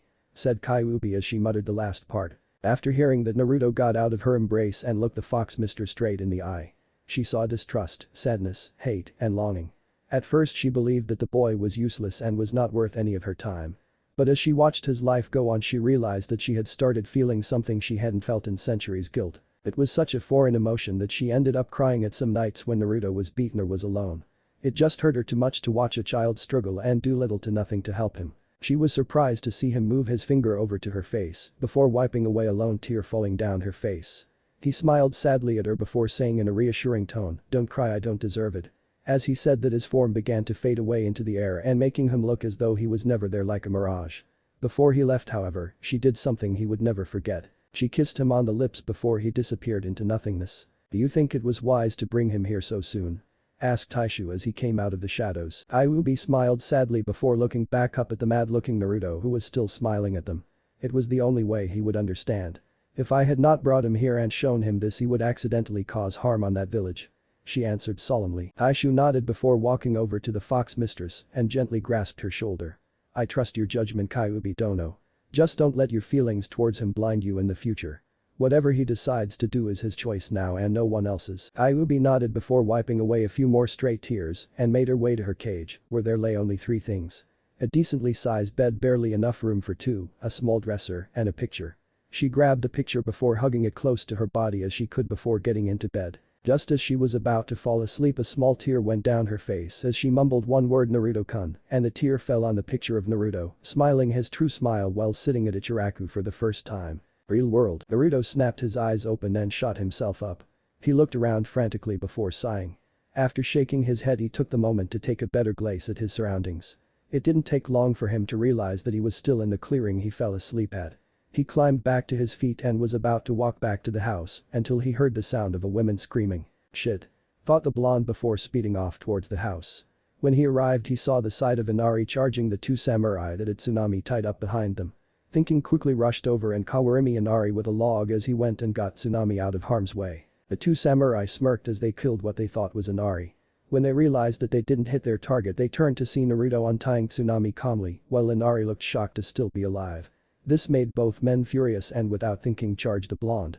As they got closer to their target, they found that the blonde was now smirking. Before they could even question this, they were hit in the back of the necks with a very blunt object which caused them to pass out. Naruto smiled as he did his job before looking down at Inari. "Good job, Inari. If you didn't distract them, I would have never gotten your mother to safety," said Naruto while ruffling the young boy's hair. "Remember, heroes always show up at the last minute." The boy didn't say anything for a moment, then he began to grin at the orange-clad ninja. Naruto grinned back before looking in the direction of the bridge. If these goons are attacking this place, then that means that Zabuza decided to attack today. "Damn it, I got to get going," thought Naruto. He turned back to Inari before saying, "Tie these 2 up and stay here, okay?" When he saw the boy nod, he raced off again while praying that his team was alright. At the bridge, when Kakashi and the rest arrived at the bridge, they found most of the workers injured. Just then a thick mist began to cover the bridge until almost nothing was visible. That was when they heard someone laughing in the mist. "Zabuza," said Kakashi as he prepared to lift his hit I-8. "Hello there, Kakashi. I see you're missing a brat. It doesn't matter since I'll kill him after I finish you 3 off," stated Zabuza from the mist. "That's coming from someone hiding in a mist," muttered Sasuke. That was when they found that they were surrounded by bunches of Zabuza. Sasuke smirked and dashed off, killing all the clones that surrounded them. "He's fast, looks like you might have a rival in speed, Haku," said Zabuza as the hunter nin came into view. "That may be indeed, Zabuza-sama," said Haku impassively. "I got that one, Kakashi-sensei," said Sasuke as he pulled out a fresh kunai. "Fine then, I will handle Zabuza. Sakura, I want you to guard Tazuna and don't let anyone get close," ordered Kakashi. "Hi," replied Sakura, but that Sasuke sped off and went to cut the boy's neck, which the hunter nin blocked with one of his senbon. He pushed the boy's kunai away before attempting to hit the pressure point in the Uchiha's arm. The said Uchiha ducked under the boy's attack and did a sweep kick, hoping to knock the masked boy off balance. Haku saw this and jumped over the kick and threw the senbon he was holding at his opponent. Sasuke simply rolled to the side avoiding the projectile before striking the off-guard opponent only to clash with his senbon again. "It seems I have you trapped," said Haku calmly. "How do you figure that?" asked Sasuke. "For one, we are surrounded by water that was made by those clones you killed. Two is that you have one of your hands occupied. I on the other hand," stated the boy as he started to do seals with his free hand. Just then he stomped on the ground kicking up some water before it turned into several sharp icicles floating in the air. "Tensatsu Sushu," announced Haku before jumping away to safety. When he finally skidded to a stop he saw that the boy was no longer there and was shocked when he felt Sasuke behind him. Sasuke made an attempt to strike the enemy only for the attack to be blocked again.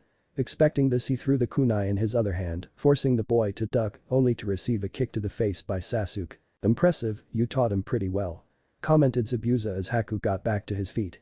"Haku, I think it's time to stop playing and start getting serious." The boy nodded before forming a seal.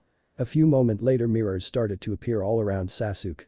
The said boy was so confused that he didn't even notice that Haku had entered one of the mirrors until he saw that all the mirrors had Haku's reflection scattered around him.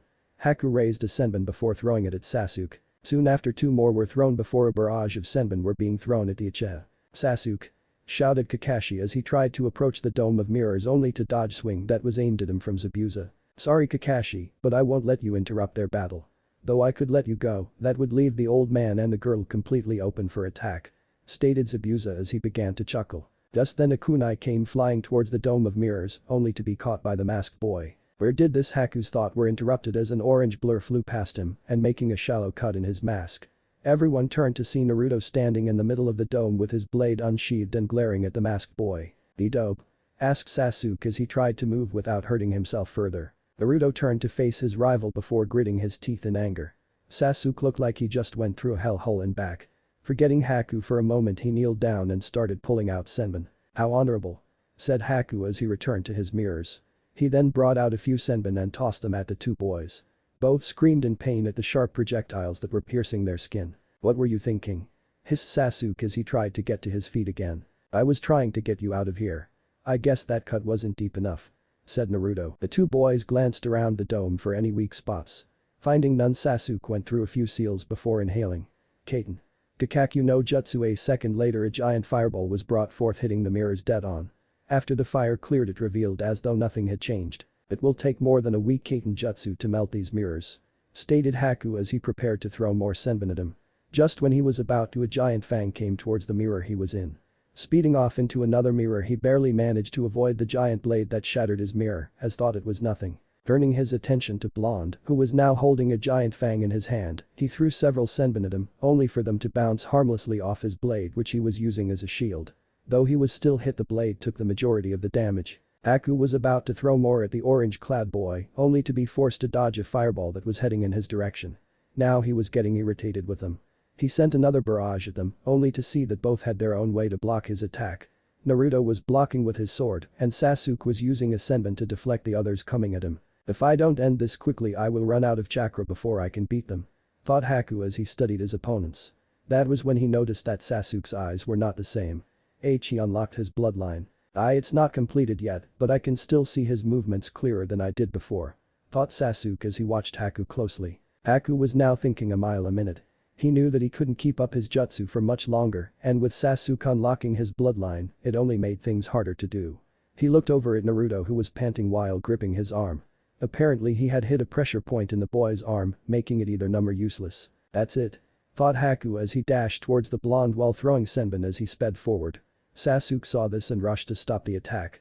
A few seconds later the only thing that was heard was a body hitting the ground and something piercing skin. Naruto looked over to his right to see Haku motionless on the ground. "You did it, Sasuke," said Naruto as he turned to face his comrade. The moment he did he saw that Sasuke looked just about dead.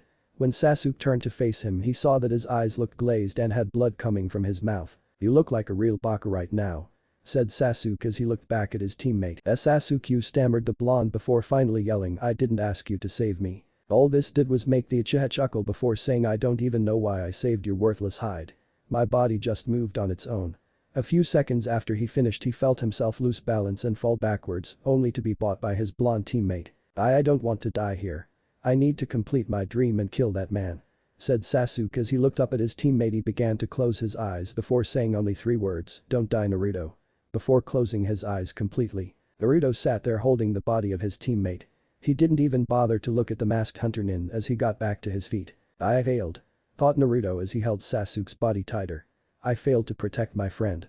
I might have hated him, but he was still my friend. He was a true shinobi, to risk his life for the sake of his comrade. Commented Haku as he entered his mirrors again. The silent said something that sounded like Naruto and someone else. Inside Naruto's mind, do you really think this is the right thing to do? Asked Kyuubi. Aishu nodded before walking over to a light blue flame. He placed his hand over top of it until it started to turn white. He gestured her over to do the same and, hesitantly, did so. She placed her hand over top the white flame and focused a small bit of her yakai into the flame. Almost instantly the white flame turned into a light orange color. When the procedure was complete she turned to the fellow demon and asked why now. Can't you see he isn't in the state of mind to face something like this? If we did not do it at this time we would have to wait until he has entered this state of mind again. Though it is with risks we cannot allow this opportunity to slip. He said coldly. I know that. Said the fox mistress, but I don't want to force something upon him that he may never want. She finished with a small tear going down her cheek. Aishu's eyes softened as he watched her. I understand but this is something that must be done. He stated before turning around and leaving the chamber leaving Kyuubi alone. She stared at the light orange flame in front of her before getting up and walking towards the exit. As she was about to leave she looked back at the flame before saying forgive me Naruto-kun. And closing the door. Outside world, Haku watched as the blonde boy fell to the ground screaming in pain.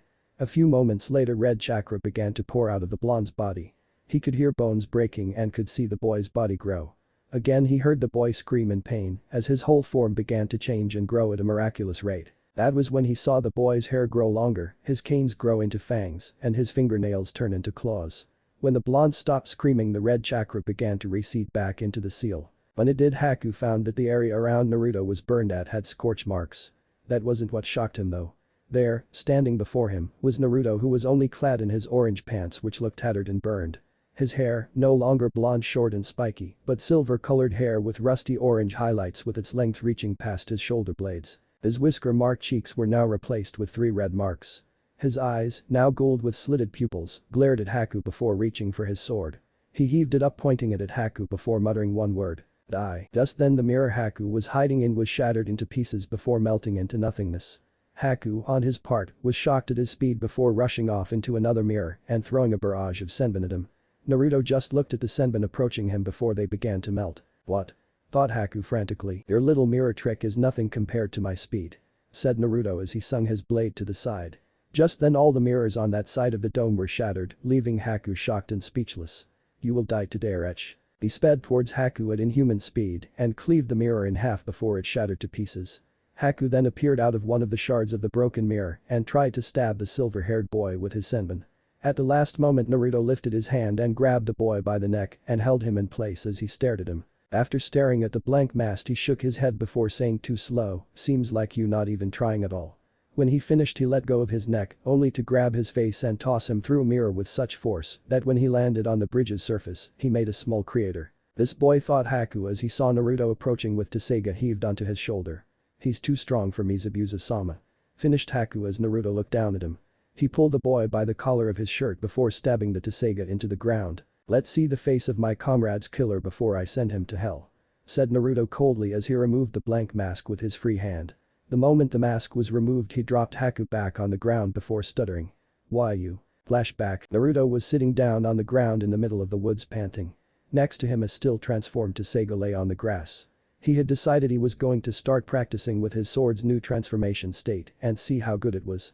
So far he found that it was sharp enough to cut a tree in half, it weighed little to nothing to him, and that it was impossible to break. He had just finished his 7th hour of practicing with a blade and was feeling like having his 4th break from training. He grabbed the blade and sheathed it back into its sheath before falling on his back and staring up at the clouds. Just as he started to relax he heard the sound of footsteps approaching him from behind. Naruto turned around to see a beautiful black-haired woman who looked around his age. She was wearing a pink dress with a red chakra around her neck. She looked at him with her dark brown eyes before smiling sweetly at him. Naruto blushed slightly as she smiled at him. Trying to hide it he grinned slightly before waving at her. Hello. Hello replied the woman before walking towards him. When she reached him she kneeled down and asked what are you doing out here? Naruto grinned again before holding up the sheathed sword. Training I'm trying to get better at my kinjutsu at the moment. The woman raised an eyebrow before asking are you trying to become a samurai? No well kinda, I'm already a ninja. I just want to be a master at Kenjutsu since I don't have much else other than this sword. Answered Naruto while scratching the back of his head nervously. The woman nodded her head in understanding before saying, my name is Haku by the way. Uzumaki Naruto and it's great to meet you Haku-chan. Replied Naruto. The woman, now known as Haku, smiled slightly before asking why do you want to become a Kenjutsu master Naruto-kun. The blonde thought about it for a moment. Why did he want to become a Kenjutsu master anyway? That was when flashes of him laughing with Tenten and a smiling Sakura came into his mind. He looked back at Haku before answering I want to become a master so that I can protect those who are precious to me. Haku was surprised slightly at his seriousness before smiling sadly at him. She climbed back to her feet and began to walk off. Naruto was now confused at her actions. Was it something I said? Thought the blonde. Just when the woman was about to leave the clearing she turned to face him and said, you will be truly strong someday. Before turning back and leaving the clearing. Then flashback, Naruto stood there in silence as he looked at the raven-haired woman in front of him. As he stared his silver hair began to change back into its previous color while maintaining its length. His once golden eyes now changing back into their previous sapphire color while also keeping his pupils slitted. Naruto continued to stare at Haku in shock before asking the top question on his mind. Why? Haku only stared at the ground as she didn't want to answer him. Truthfully she was not trying to kill him. Still it didn't make it any easier to do what she had done to him. She looked up into his eyes and saw many emotions flowing through them. She saw pain, guilt, anger, and sorry all flash through those beautiful blue eyes and just couldn't help but look back at the bridge floor. I did it for Zabuza-sama. Answered Haku while still looking at the ground. The blonde gritted his teeth before picking her up and slapping her across the face. Why would you do something like this for someone who only uses you as a tool? Asked the blonde as he watched her struggle to get back to her feet. Because he was the only person who gave me a purpose to live. Said Haku sadly. The blonde was silent after he heard that comment. He lowered as his longer bangs hid his face from her view. Finally, after what seemed like forever he spoke. It seems you have had a horrible life as well. You think that if nobody accepts you then there is no point to living and that is why you follow Zabuza. Because he gave you that acceptance you longed for even if you were to be used as a tool you still followed him. Said Naruto as tears fell down his face. Naruto knew he hit the mark when he saw her eyes flash with sadness. That was when he remembered that poem he heard in his dream. For those who hear this please understand that my life is now in the palm of your hand. My sadness will only continue to grow so long as you leave me behind in your shadow. I can never be what all of you see, the only thing I can truly be is me. Even that is not real in this lifetime, but what could you expect with a life like mine? So all ask is to never forget what this smile means and lies behind it. When he was finished he noticed that Haku was now shedding tears while looking into his eyes. He was about to speak again when he heard the sound of what sounded like lightning. Both turned in the direction of the sound and saw that Zabuza was being held down by 5 dogs while Kakashi was holding what looked like lightning in his hands. Turning back to Haku he saw that she had made a seal and looked back at him for the last time before whispering I'm sorry.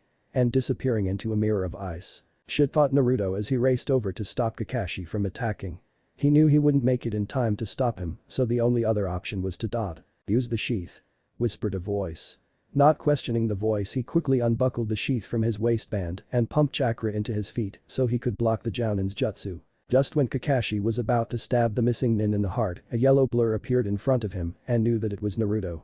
He tried to stop his advancement but he was too late to stop it. He watched as the blonde boy raised the sheath of his sword and was shocked when it began to glow before the Rikiri had stuck it. He was shocked to note that the sheath was actually blocking the attack and what was more surprising was that it was actually pushing the Jounin back. A few seconds later the attack had faded leaving Kakashi's palm touching the sheath of his student's blade. Before anyone could say anything a loud tapping noise could be heard throughout the area. When even one turned they saw a stubby little man standing at the end of bridge with a black business suit on, red sunglasses, a cane, and one arm in a cast.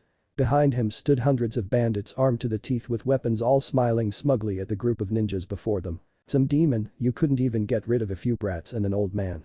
Sneered the businessman. Gato, what are you doing here? Asked Zabuza while glaring at the short man. Well you see Zabuza hiring ninja is just too expensive for my tastes. So I figured I would just wait till you all were worn out, then come finish the job. Stated Gato before look at Haku, and it looks like me and the other get to have a little fun with the bitch after all. Finished Gato as he and some of the other bandits started to snicker. Little bastard. Snarled Naruto. Kakashi, it seems as though I'm fired so that means we're not enemies any longer.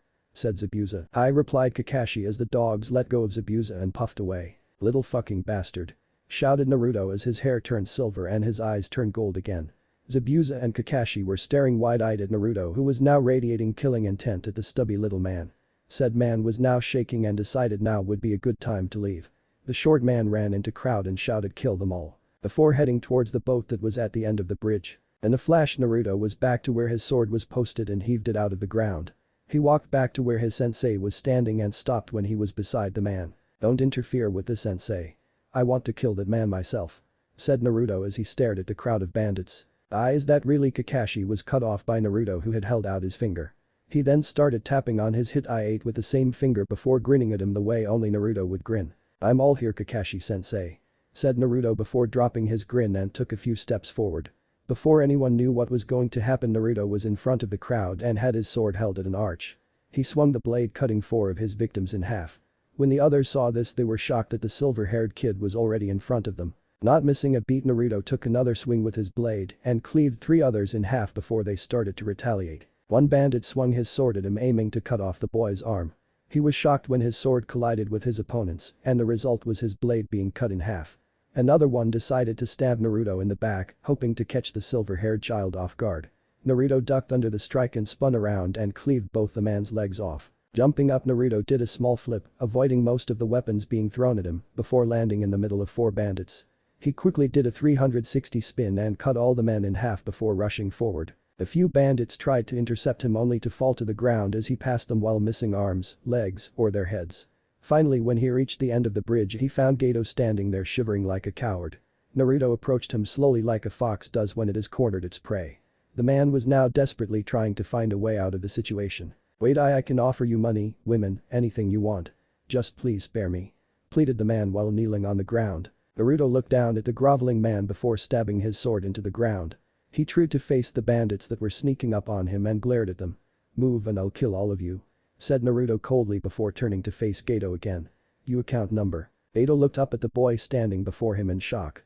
He quickly began to plot a way to kill the brat until he had him say, I'll know if you're lying, so don't try and fool me. Shocked at this, the man quickly nodded, reached for his back pocket and pulled out his wallet. He then pulled out the pen from his shirt pocket and scribbled down his account number on a random piece of paper in his wallet. Here it is now, please let me go, pleaded Gato as he tossed his wallet to the silver-haired youth. The boy glanced at the number before smirking. Soon his smirk turned into a sinister smile, a smile that promised death. He looked back at Gato before quickly pulling Seiga out of the ground and stabbed him in the shoulder. The businessman could only gasp in horror as he was stuck by the giant blade. He looked back at the smiling Naruto before stuttering out, "BB, but why you said I could LL. When did I say I would let you live?" asked Naruto as he lifted his blade up while Gato slid down it painfully. "Now it's time to die, you little vermin," shouted Naruto before swinging his blade upwards, forcing Gato to fling off it and start falling towards water below. Just as his body was passing Naruto, he saw a blade come towards him before he was cleaved in half, spaying his blood all over Naruto's body. Naruto's smile never faded as he watched Gato's 2 halves fall towards the water before he turned to face the crowd of bandits all over the bridge. Giving them a glare, they made a small path for him to pass, and soon enough he was only 2 feet away from his team. Haku was staring at him wide, as well as Kakashi and Tazuna. Zabuza, on the other hand, was looking at Naruto with a look of amazement and pride. What he was proud of Naruto didn't know, but it was the last 2 members of his team that reactions that got him. Sakura looked scared while Sasuke was actually alive and was giving him a strange look. "And Naruto?" asked Sakura as she held on to Sasuke tighter. After seeing this, Naruto's body began to recede back to its original form and was looking sad that his friend was afraid of him. He looked back at Sasuke and saw that he too was unnerved at the sight of Naruto with blood all over him. "You little brat. You killed our meal ticket. Now we're going to pillage this place for everything of worth," shouted one of the brave and stupid bandits. A few others cheered before beginning their advance on the ninja. Just as they were about to start their riot, a lone arrow was embedded into the ground right in front of them. Everyone turned to see Inari holding a crossbow with the whole village behind him armed with weapons of their own. "Come anywhere near our village and you will have all of wave to deal with," shouted a random villager. "Inari," shouted Naruto while waving at the boy. The said boy grinned before waving back. "Heroes always show up at the last minute," stated Inari. "Hey Zabuza-san." The said man looked over to Naruto, ready to show these bastards why you're called Demon of the Mist, asked Naruto as he heaved Seiga onto his shoulder. The said man raised an eyebrow at this before chuckling slightly. "I'm beginning to like you, kid," stated Zabuza before heaving his own blade onto his shoulder. Kakashi sighed, saying, "Well, if that's the case I might as well help out a little bit." He then formed a cross-shaped seal before shouting Kage Bunshin no Jutsu with a puff of smoke. The whole side of the bridge was filled with Kakashis, all of which were glaring at the bandits. "You all ready?" they all asked simultaneously. "No thanks," shouted the bandits as they raced back to the boat. When the boat was finally out of sight, everyone cheered, for they were now free again. Just when everyone was about to congratulate their heroes, Naruto kneeled down as his Tsuga transformed back to its katana state before passing out onto the ground. The last thing he heard was sound of his name being called before his whole world went black. Naruto moaned as he started waking up from his blackout. He cracked an eye open to see that he was in one of the guest rooms in Tezuna's home. Naruto attempted to get out of bed only to hiss in pain as he realized that his leg was asleep. Cursing lightly, he grabbed his leg and was about to smash it into the floor when he noticed something. Looking over his hand, he found that his fingernails were now sharper and thicker than normal. "What the hell is this?" wondered the blonde. Just then he heard the sound of footsteps approaching. As they came closer, he could hear them become louder than ever, and pretty soon it was like a stampede was coming through the house. Finally the footsteps stopped and the door slid open to reveal Team 7, along with Zabuza and Haku behind them. "Looks like the brat's finally awake," said Zabuza from the back. "Are you okay, Naruto?" asked a slightly worried Sakura. Naruto only yawned before saying, "Somewhat. How did I end up here?" "You passed out right after the bandits ran off," answered Kakashi before limping into the room and sitting next to the blonde boy. "That was 3 days ago, Naruto." "3 days?" shouted Naruto before clutching his ears in pain. After the ringing in his ears stopped, he looked back up to see everyone looking at him questioningly. "What?" he asked, slightly unnerved with everyone looking at him like this. "Take a look," grumbled Sasuke as he handed Naruto a mirror. Naruto looked into the mirror only to almost drop it. His hair, no longer short and spiky, was now smooth and long. His eyes were still the same color, but his pupils were now slitted. His baby fat was gone, giving him a more mature look, and his whisker marks were now slightly thicker. The last thing he noted with his new facial features was that his canines were now sharper. They were all but fangs. "What happened to me?" asked the blonde. "That is what we would like to know, Naruto," Kakashi replied as he looked at the blonde sternly. I don't know what happened either, sensei. Really, I'm just as shocked as you are. It happened during battle, so could it be a bloodline?" asked Haku. "Uchiha-san awakened his Sharingan during battle, so that would lead me to believe that he has one." Kakashi thought it over for a few moments before nodding his head and muttering, "That could be a possibility." Of course, he knew that the boy didn't have a bloodline due to the fact that he knew both of Naruto's parents. The only reason he said that was so that Naruto's secret could be kept hidden while still allowing him to use Kyuubi's power without causing suspicion. "So what? You grew your hair out and it turned silver when you're angry, big deal," Sasuke said with a smug grin. Naruto glared over at the boy before growling out, "Watch it, Sasuke. Just because you're injured doesn't mean I will not hurt you." Sasuke smirked before flaring his Sharingan at him, showing the 2 tomo in each eye. "Try it, dope." Naruto growled again before throwing off the covers and standing up. He walked over to the smirking Uchiha and grabbed him by the collar. "Don't test me, Sasuke," he growled. "That's enough, you two," shouted Kakashi as he got back to his feet. The 2 boys glared at each other for a moment until Naruto let go of Sasuke's collar before scoffing. Kakashi sighed before looking over at the blonde. He could tell that he was now taller than Sasuke by about 2 inches and that he had developed more muscle than before. "Oh yeah, I forgot," said Kakashi out of the blue, "Naruto, you might want to get some new clothes on. As it stands, all you have on are your pants, which look like they're almost useless." Naruto chuckled nervously while Haku and Sakura blushed as they realized that Naruto was shirtless at the moment. He turned to Kakashi with his head down for a moment before mumbling something. "What was that?" asked Kakashi, who was surprised by how the blonde was acting. Usually the blonde was nonchalant and said anything that came to his mind. "I don't have any other clothes," restated the blonde while not looking up at the man. "You mean all you've been wearing is that thing?" asked Sakura while scrunching her nose in disgust. "My bills make it hard for me to afford any good clothing.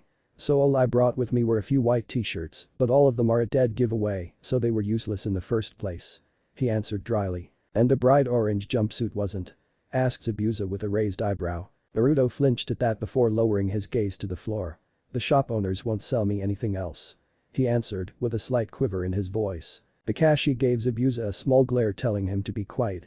He then looked over to Sakura, who had a puzzled look on her face before seeing her facial expression change to understanding and pity.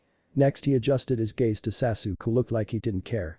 The last person he glanced at was Haku, who looked worried for the downcast boy. "Don't worry about it, Naruto," said Kakashi as he placed his hand on the blonde's head. "I'll help you pick out some new clothes if you want," he finished while giving him his famous eye smile. The boy looked up at his sensei with a surprised look on his face.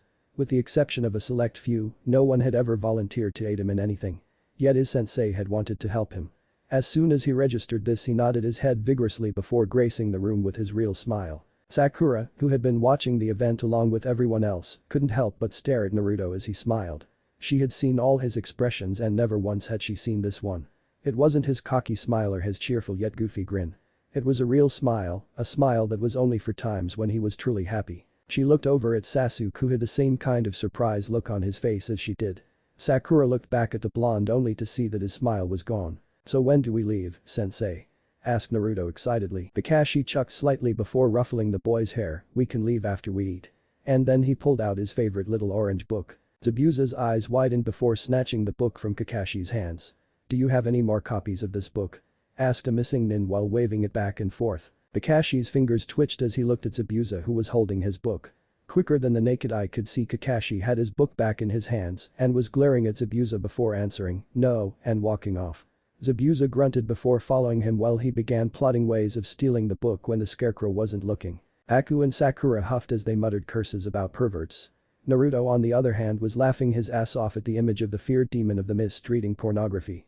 Sasuke just scoffed before walking downstairs.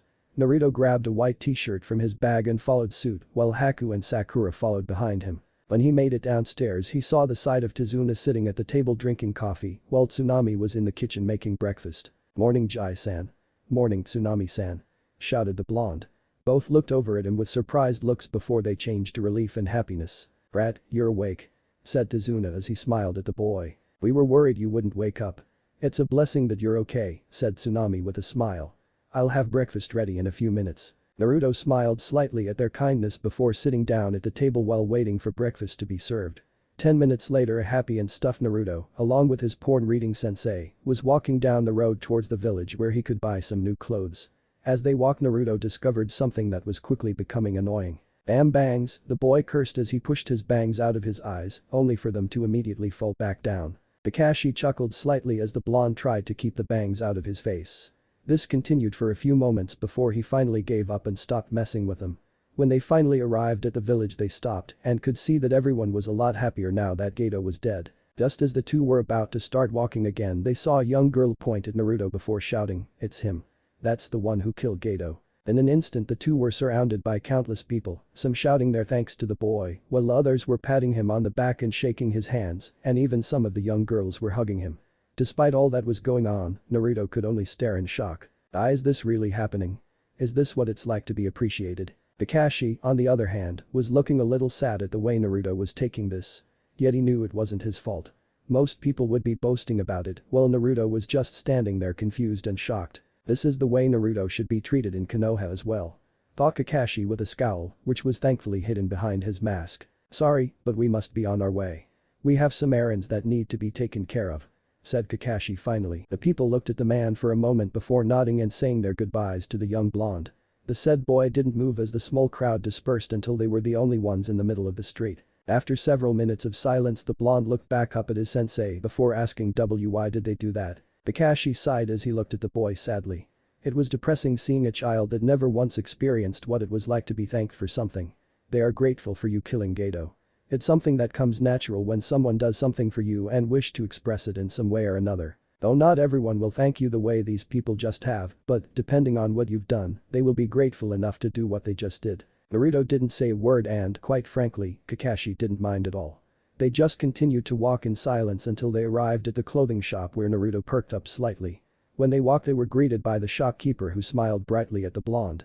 Naruto gave a small smile back before following Kakashi through the racks of clothes. "Not enough shinobi gear in this store," mumbled Kakashi. He took a glance at Naruto, who was looking for something that suited his tastes. Just then Kakashi got an idea before looking through a small rack of clothing. After searching through a few more racks, he found what he was looking for and called Naruto over before taking the clothes and guiding him to the changing rooms. "Here, change into these," said the lazy jounin before handing the clothes to the blonde.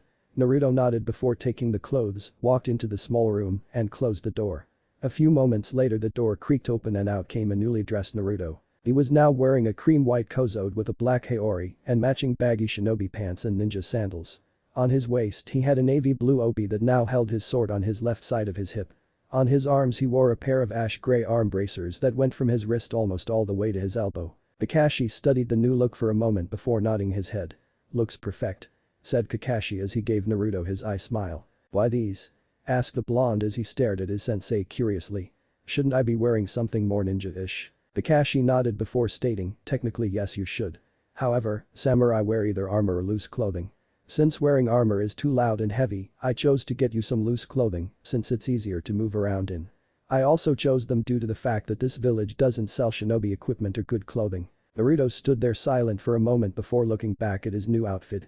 "It's missing something," stated Naruto out of the blue. This made Kakashi raise an eyebrow at the blonde before shaking his head and saying, "Well, we will work on that later." With Naruto nodded before following Kakashi to the register. When they went to pay, the old man running the store told them it was free of charge. After the two left the store, they decided to return to Tezuna's home. As they walked, Naruto was staring at the ground in thought while Kakashi read his book. The only noise that was made was their footsteps and Kakashi giggling from time to time.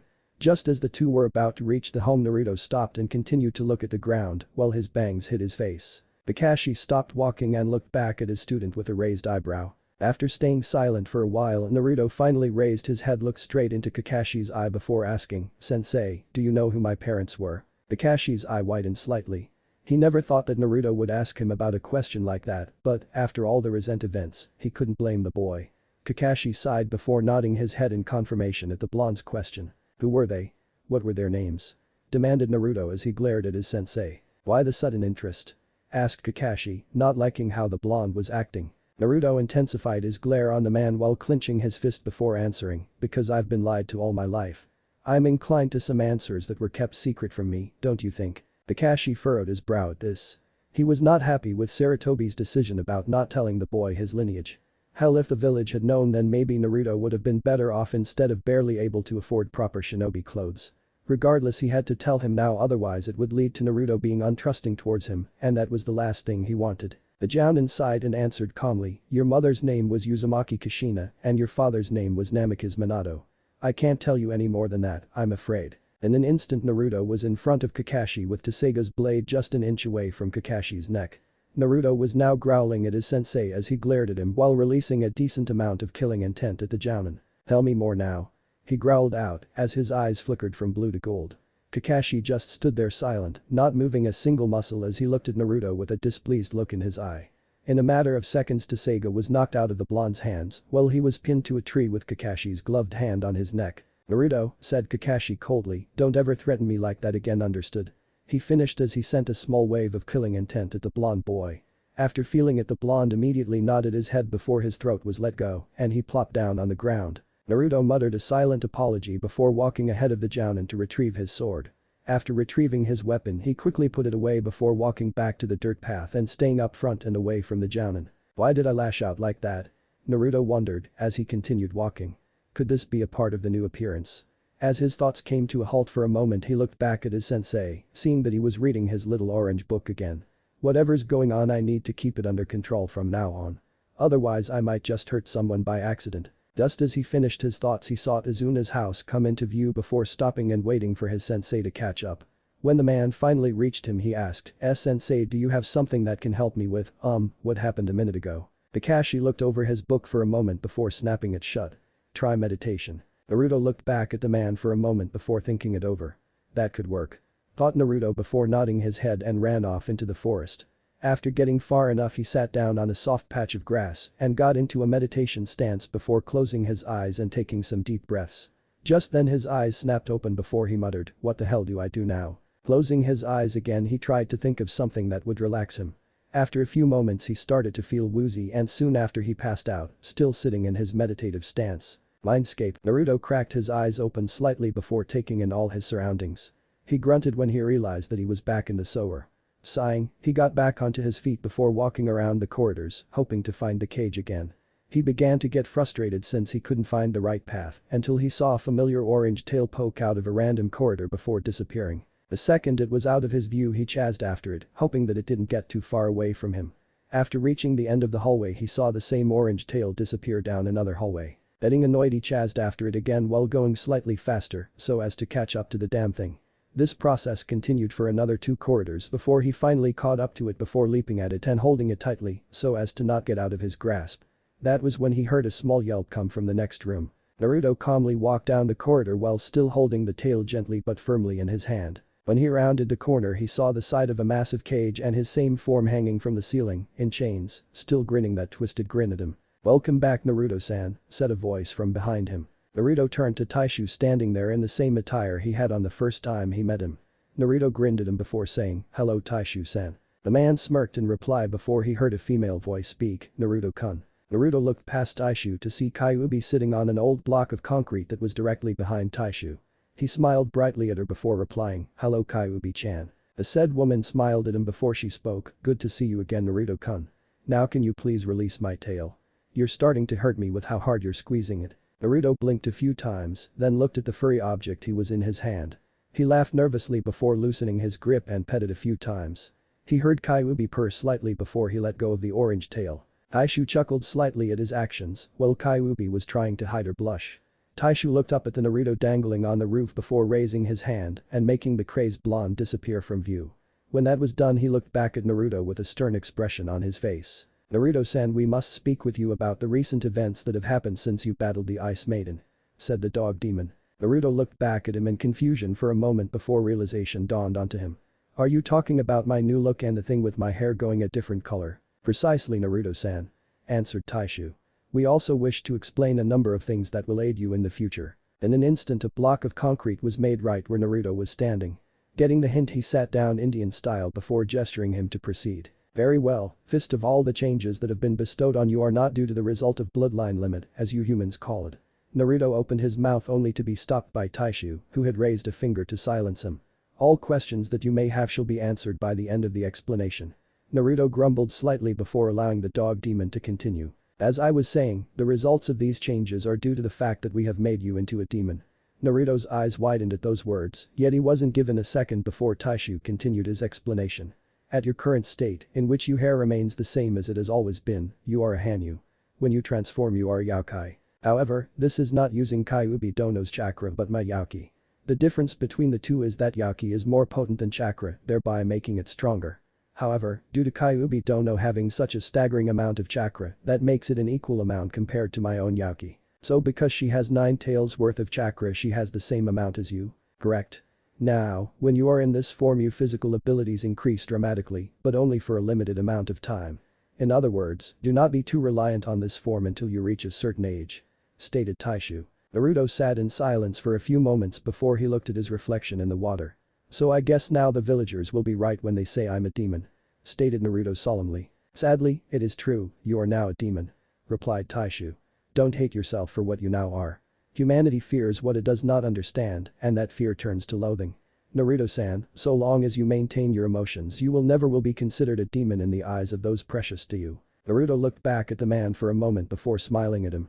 "Thank you Taishu-san." The man nodded before glancing over at Kyuubi. The woman nodded before clearing her throat. "Naruto-kun, I will now explain what exactly your abilities will be while in your Hanyu and Yaokai forms. While in Hanyu form your physical abilities are enhanced, but not as dramatic as when you transform into your other form. Your strength, speed, endurance, senses, and regeneration will be greater than what they were previously. When you transform your abilities will further increase. So what am I, a superhuman or something?" asked Naruto while chuckling at his own joke. "Actually you're right, you would be once you train a bit more.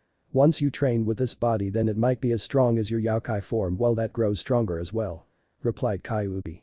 She giggled slightly as Naruto went slack-jawed for a moment. "So what else can I do in this form?" asked Naruto as he rehinged his jaw. "Well, you have long-lasting youth and your mind will be able to process information better. Other than that nothing else really changes," said Kyuubi as she placed her finger on her chin and thought. Naruto sat there stiff as a board as he heard the last 2 abilities. Actually he was more focused on the long-lasting youth. When you said long-lasting youth what exactly is it that you meant?" asked Naruto nervously. Kyuubi looked back at for a moment before replying, "Meaning that you could live for 100 years and look like you're still in your late 20s or early 30s. When she saw his downcast look she added, "However, since me and Makiba-chan are in here with you, we can find a way to give the same thing to your mates as well, without turning them into Hanyu." When he heard this Naruto sighed in relief before stopping and looking at Taishu questionably. "Makiba-chan?" he asked with a hint of amusement. Taishu smacked his forehead before sighing as he listened to Naruto burst into laughter. She refuses to call me anything other than for what I'm known for. I don't know why, but that's just what she does. Answered Taishu as he glared at the snickering Kyuubi. The said woman just looked at him innocently before giving him a small pout while placing her finger under her lip. What? She asked cutely. Taishu sweat dropped at this before turning away from the great Kyuubi no Kitsune, who was currently giving Naruto the victory sign. After everyone calmed down, Naruto asked the question that had been bugging him the entire time he has been here. Why does this place look like a sewer? It looks like this because you never had much to be happy about. Your mind is reflected on what your emotions are most of the time. In your case you were always depressed or sad, so your mind was shaped into what you see before you. Answered Kyuubi as she looked at him sadly. Oh. Was all he said before going silent. After a moment an idea came to him. Hey. Can I change it now that I'm here? Asked Naruto hopefully. Again Kyuubi placed her finger on her chin and thought before nodding her head. It's possible. The second she said that, Naruto began to think of something that would be good. Suddenly the thought of a huge mansion came into his mind. Seconds later the ankle-deep water started draining from the area and soon the concrete that they were standing on was replaced with polished wooden floors. The concrete blocks that they were sitting on turned into comfortable black leather armchairs. I know it's not much, but I just couldn't stand the sewer anymore. By the way, since this is my mind, I give you permission to make any scenery or add anything you want to the mansion, since I don't know what type of tastes you two like. Said Naruto as he scratched the back of his head nervously. Both gave him a nod before Kyuubi asked any other questions. Naruto shook his head in reply to the question. Kyuubi glanced at Taishu. Said demon looked back at her before nodding his head. A moment later Kyuubi had one of her tails in front of her. She then plucked a single string of hair off the very tip of her tail. She then got up and walked over towards Taishu before handing him the string of hair. Taishu closed his eyes for a moment as a yellow glow illuminated the room and blinded Naruto.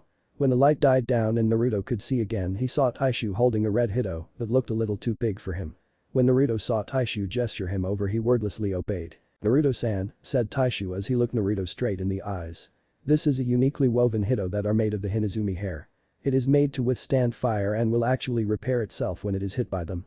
Find use for this and take care of it, since it once belonged to my own son Inuyasha, who wore this through countless battles. Naruto took hold of the Hito before trying it on. Immediately he knew that it was too big for him to be wearing. Naruto scratched the back of his head for a moment before saying, I guess I will have to grow into it, huh? Taishu chuckled slightly before snapping his fingers. A second later the Hito glowed yellow as it started to shift. When it stopped, it showed that it was no longer a jacket but more like a red cloak that went down past his kneecaps, along with a hood attached to it. Better? Asked an amused Taishu. Naruto looked around before spotting Kyuubi, who was sitting next to a mirror.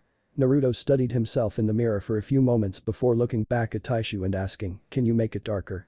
Like crimson or something? All Taishu did was sigh before snapping his fingers again.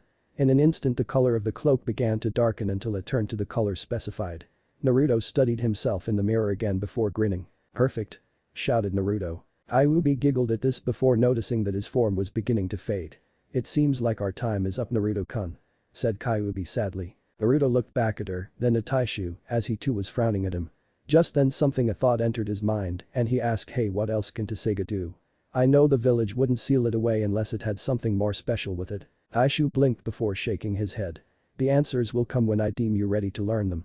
Was all he got to say before Naruto faded away completely. Outside world, Naruto slowly cracked his eyes open to see lush green grass beneath him. Blinking a few times he went to get up when he noticed that he was now wearing the crimson cloak that was given to him by Taishu. He was about to question how it was here when he had got it in his mind before shaking his head. He decided to just put it under the troublesome matters file in his mind before walking back to Tezuna's home. As he left the clearing he began to notice that it was sunset and that Kakashi and the others might be worried.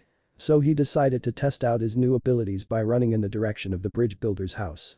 He was shocked to note that it only took him 3 minutes to get back when previously it would have taken him a good 15-minute walk. Naruto shook his head slightly before walking into the home to see that everyone was already at the table ready to eat. When everyone heard the door open, they turned to see Naruto standing there wearing a crimson cloak and having a small nervous grin on his face. Did I miss dinner? Asked the blonde who was still grinning sheepishly. No, answered Kakashi with a raised eyebrow. Where have you been? You ran off at about noon and we haven't seen you since. I was talking to them for 5 hours. Thought Naruto before he replied, I was meditating. Sasuke scoffed before saying, like a dope, like you would even know how to meditate. Naruto turned to glare at the boy as he placed his hand on the hilt of his blade before growling out, do you want to get hurt, team? All Sasuke did was smirk again as he flashed his Sharingan. Try it, dope. Kakashi sighed as he heard Zabuza and Tazuna begin making bets on who would win. Haku just shook her head while Sakura had a worried look on her face. Maybe I should have stayed in Anbu, thought Kakashi as he watched his two students bicker back and forth. But at least those two are back to normal. 4 days later, Team 7, along with Zabuza and Haku, stood at the edge of the bridge as everyone in the village came to say goodbye. Tazuna, Tsunami, and Inari were all in the front of the huge crowd behind them. Thanks to all of you, we have completed the bridge. Just sucks that you have to leave, said Tazuna sadly. Thanks for everything you've all done. Naruto grinned. Don't worry, we'll visit sometime soon. Inari sniffled a little. You sniff better. Naruto just grinned at him before going up to him and ruffling his hair. He then looked at Tazuna before pulling out a piece of paper and handing it to him. That was Gato's account number. Now that he's dead, I think you can have access to it and fix up the village a little, said the blonde. Tazuna stood there and shook at what the boy was doing. A few seconds later he felt a tear roll down his cheek. He took a hold of the boy's hand before saying, thank you. All Naruto did was smile as he shook the man's hand. When his hand was released, he walked back over to his team before they turned to leave. As they were walking, they could hear the sound of some of the young girls in the village saying goodbye Naruto-kun, which caused the boy to blush and pull his hood up in an attempt to hide it. Someone's got a fan club and wave, I see, teased Kakashi while Haku just looked irritated. Kakashi-sensei, whined Naruto while everyone else snickered at his discomfort. That boy changed Inari's heart and gave this place hope once more. He gave up the chance at living a wealthy life for the sake of our village and killed the man who had cursed us for so long, said Tazuna as he watched them all leave. Hey Tazuna, what are we going to name the bridge? Asked a random villager. Before he could even think, a random girl from the crowd shouted out, Naruto. Tazuna stopped to think for a moment before he began to laugh. The Great Naruto Bridge. It has a nice ring to it, don't it? Asked Tazuna. The journey back to Konoha was, for lack of better term, boring. The only thing they did was walk, rest, and eat. They did find out that Zabuza and Haku were attempting to join Konoha. When asked why, Zabuza would only reply with a very short statement, it's for Haku's sake. This had brought a strange thought into the minds of Team 7. They had always labeled Zabuza as a cold bastard that didn't care about anyone other than himself, yet in spite of all that he has done, he was willing to risk an execution from the Hokage just so that he could give Haku a better life. Even Sasuke, the cold-hearted emo kid, had to admit that it was pretty noble of him to do such a thing. As the days went by, Team 7 had managed to get some information on the Zanbato-wielding man and his ex-tool Haku. They found out that Zabuza was not only a Kenjutsu master, but also a member of the legendary 7 Swordsmen of the Mist. From what Kakashi explained, all of them were at least Anbu level, and that if all 7 were fighting in one battle together, then it was almost an assured victory for the Mist. For Haku, most had learned, with the exception of Sasuke, who was far too upset about being beaten by a girl to pay any attention, that the only reason she dressed up like a boy was to keep pedophiles away from her. She had explained to them about her childhood and, after telling them about how cruel the Mizuki was, they couldn't blame her. In the end, the team had found that, regardless of them being missing nin, both were relatively good people. Well, Haku was good, but Zabuza was still a tad freaky from time to time. As the group continued to walk, Naruto was grinning as though he had won the lottery. The reason why is because he was finally going home. After almost spending a month in Wave, he started feeling homesick and rather missed seeing Tenten. Speaking of which, thought the blonde, I wonder what we're going to do once we get back. Are we going to that dango store we always go to, or are we going to some restaurant? As these thoughts started to fill the blonde's mind, Sakura's voice rung through his ears, we're finally home. Looking up, he saw that indeed they were, since he could clearly see the gates. This made him grin again before he started walking faster until he was walking beside Sasuke. The two didn't say a word, and even though Naruto was smiling, he wanted to glare at this rival. The reason why is because ever since he had awakened from his 3-day coma in Wave, Sasuke had been acting more arrogant around Naruto, as though he was antagonizing him to try and initiate a battle. Normally Naruto would have been happy to oblige, but for some reason he didn't want to. Maybe it was because he didn't want to hurt him, or maybe he didn't want to hear Sakura yell at him for doing it. Even if he liked her, she would still pick Sasuke over him, regardless of who really started it. It was just the sad truth about things. As the group neared the gates, everyone could feel the looks that the hidden Anbu were giving them. While most were slightly worried, Kakashi had known that this would happen, and he once again thanked Kami above that he had prepared for this. Just when they were about to pass through the gates, a woman in a standard Chunin outfit with 3 dogs growling beside her had landed in front of them. What's your business here? Asked the woman while her dogs continued to growl at them. Added Kakashi, returning from a 2-week-long mission with 2 new recruits that wished to meet with Hokage-sama. Stated Kakashi in a bored tone. The laws state that any missing nin found anywhere in the country with a bounty on their heads will be jailed, then executed for crimes against their village," said the woman while glaring at Zabuza and Haku. "Yes, that is true," replied Kakashi. "However, if the missing nin is willing to cooperate with the Kagure daimyo in giving information, then they will be excluded from the laws and will be put on trial and be judged for their actions. Basically, as long as they cooperate then they are allowed to enter the village and to negotiate with the Hokage." The woman glared at the two missing nins for a few moments before nodding. She was about to jump off again when she saw a familiar face with whiskers on his cheeks. Just then the boy had recognized the two red markings on her cheeks as well. Both raised an accusing finger at each other before shouting out "You." The whole group was silent while the Chunin's eye was twitching while the blonde boy was sweating bullets. The silence was broken when Zabuza asked, "You know this Chikaki?" The woman huffed and turned away, which made Naruto sigh in relief. "Yeah, I accidentally hit her with a stink bomb a couple months after I failed my academy test for the second time." This bit of information caused Zabuza to chuckle lightly at the girl's misfortune. The said girl turned back to face them and glared at Naruto while directing a little killing intent towards him. The whole Inuzuka compound stank for 2 weeks. With our heightened senses it felt like fire went up our noses. Scolded the Inuzuka. All that did was make Zabuza's chuckle turn into full-blown laughter. This, of course, made Kakashi start chuckle slightly due to the fact that he had been sent to investigate that incident. It was priceless to see the expressions on their faces as they came running out of the complex while coving their noses in the process. "Oh come on Hana-san, it wasn't that bad," said the boy nervously. The moment he finished that sentence he immediately regretted it since the girl known as Hana leaped at him in an attempt to strangle him. Said boy quickly slid past her before making a mad dash towards his home while shouting, "I'll see you later guys." "Oh no you don't you little bastard," shouted Hana before proceeding to chase after the blonde-haired youth followed by her dogs.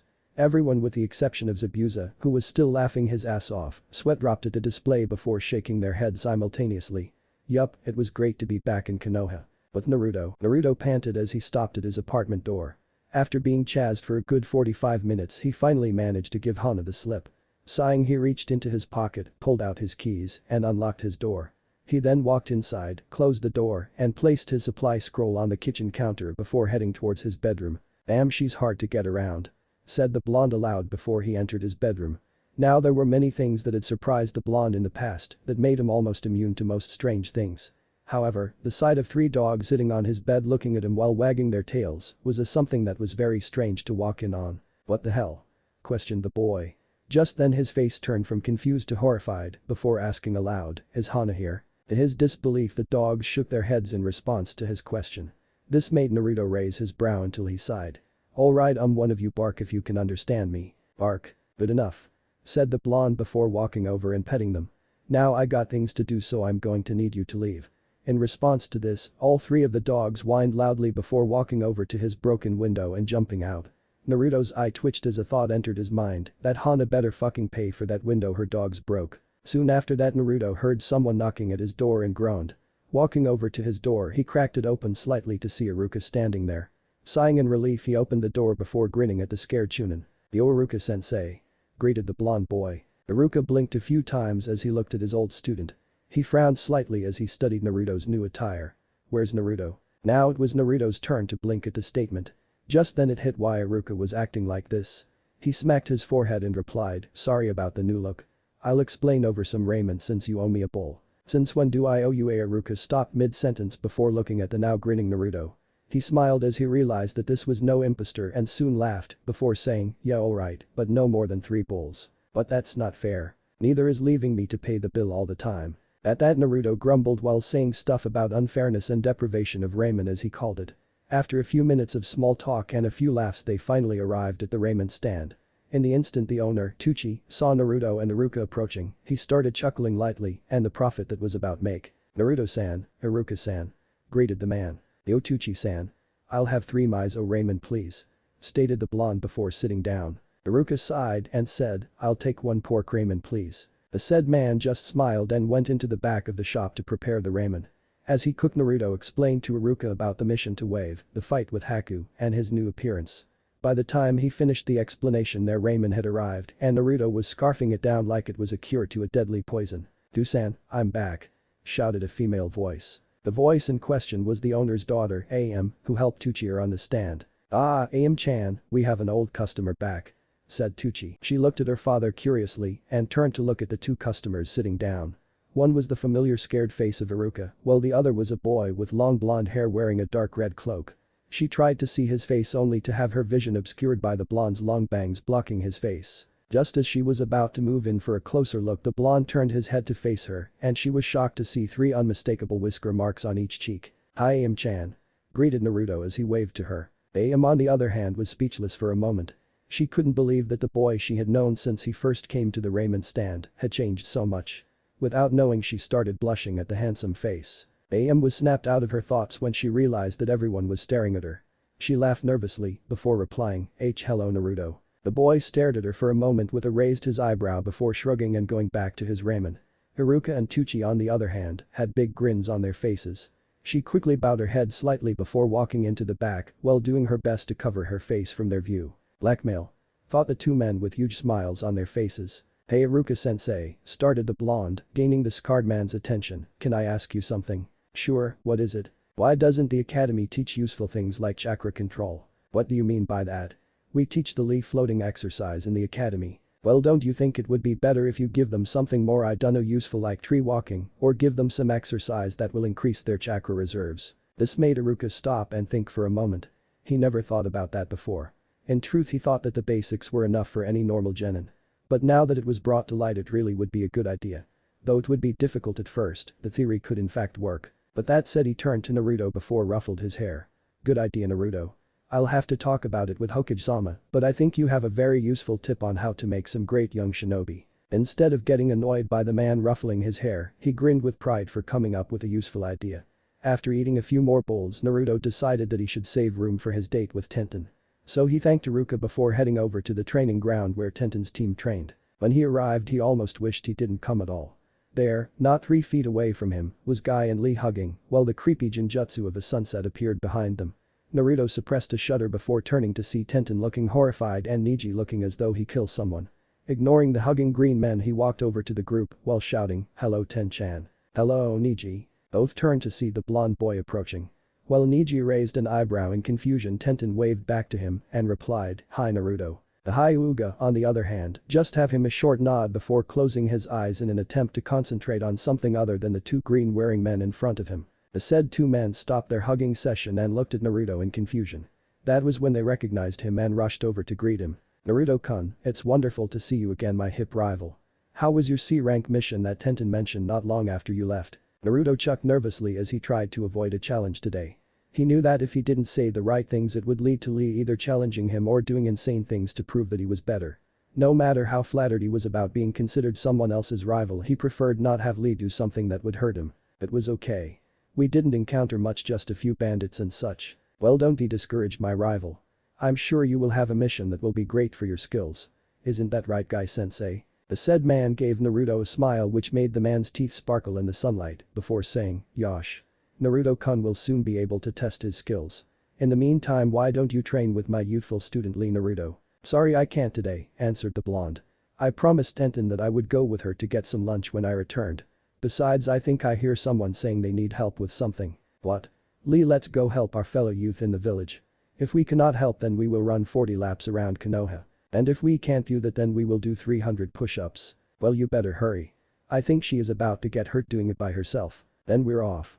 They shouted simultaneously before running off in a random direction. "Good save, Naruto," said Tenten while trying to suppress her laughter. "I wasn't lying," answered Naruto with a grin on his face, "and they're heading in the wrong direction." Tenten immediately stopped snickering and gaped at Naruto. Neji had also snapped his eyes open to gape at the blonde.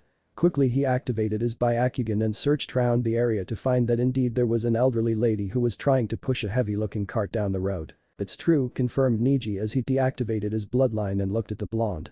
"How did you hear that?" "That was a mile away from this location." Naruto didn't respond immediately, instead he tapped his ear and answered, "Enhanced hearing. It's a bitch at first to get used to, but after a while it's second nature to control the hearing distance." All Neji could do was nod before going back into his meditation state while thinking about the blonde's new talent. Tenten, however, was still gaping at him with an amazed look on her face. Just then she realized that he was looking at her and shook off her shock and smiled sheepishly. "Alright, so where did you want to go?" asked the blonde. Tenten thought about it for a moment before walking over to him, grabbing his hand and dragged him out of the clearing. It's a new place that opened up about 2 days ago. It's not far from here, so I figured we should try it out. After walking for about 5 minutes they finally arrived to a medium-sized store. It was a plain white building with red letters that read Hibachi Ichiban. The two walked into the building to see that not too many people were there. The restaurant had small black tables with matching black chairs with red cushions. The floor was made of white tile, while the walls were a white cream color. The two walked over to the counter and saw that a woman wearing a white apron with a red t-shirt standing there waiting for them. "Welcome to Hibachi Ichiban. How may I help you?" Naruto looked around the counter for a moment before he was handed a light blue menu. He looked up to see the woman smiling at him politely. He smiled back before taking the menu and searched for what he wanted. He felt Tenten looking over his shoulder and decided to place it on the counter so both could see. "I'll have the chicken with extra noodles and no vegetables please." The woman nodded while writing it on a notepad before looking at Tenten. "I'll take the jumbo shrimp with extra rice please." Again the girl nodded and scribbled down the order before asking, "What kind of drinks would you two like? Water? Sweet tea? Alright then, the orders will be out in a few minutes." The two nodded and walked over to a nearby table, then sat down. As they waited for their meals, Naruto told Tenten the story about Wave and about his sword. He had noted that she was miffed that he wouldn't show her yet, but had promised to show her later. Though he did tell her about the change, he didn't tell her it was due to Taishu or kyuubi, but a bloodline that had awakened. He was about midway through his story when their food arrived. As the two ate they heard the sound of the door chiming and both turned to see something neither had expected. "Guys, what are you doing here?" asked Naruto as he looked at his team along with Zabuza and Haku in tow. Kakashi looked back at the boy in surprise before he noticed that he was with someone. Instantly I smiled at his student before saying, "Oh Naruto, I didn't know you had a girlfriend. When were you going to tell us?" Sakura looked back at Naruto in surprise. "Since when did this happen?"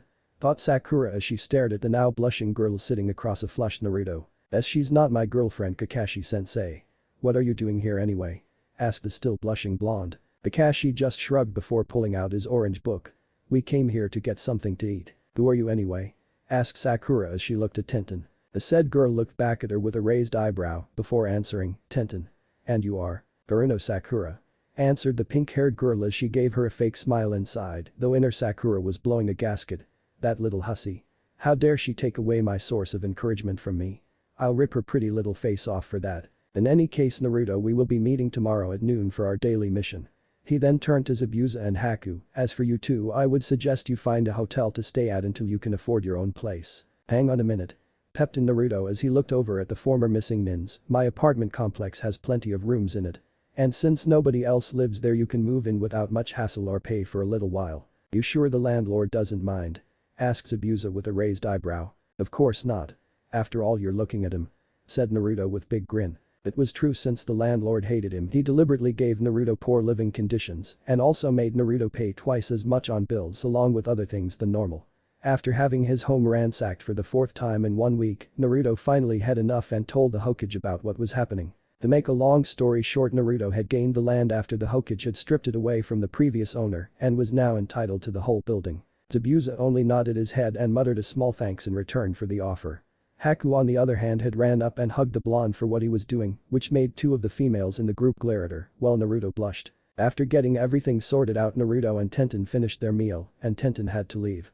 Naruto offered to walk her home only for Tenten to politely decline on his offer while telling him he needed to show his new guests to his apartment. After waiting for the group to finish eating, Naruto said his goodbyes to his team before guiding Zabuza and Haku towards his home. As they were walking, both noticed that the villagers were glaring in their direction but were not being focused onto them and more onto the blonde in front of them.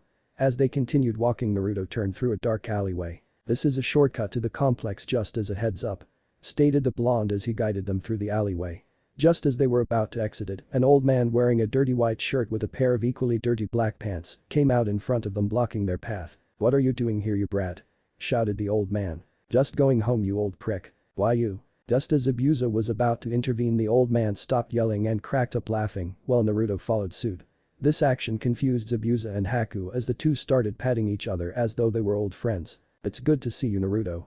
How's the ninja life?" "Fine, I guess.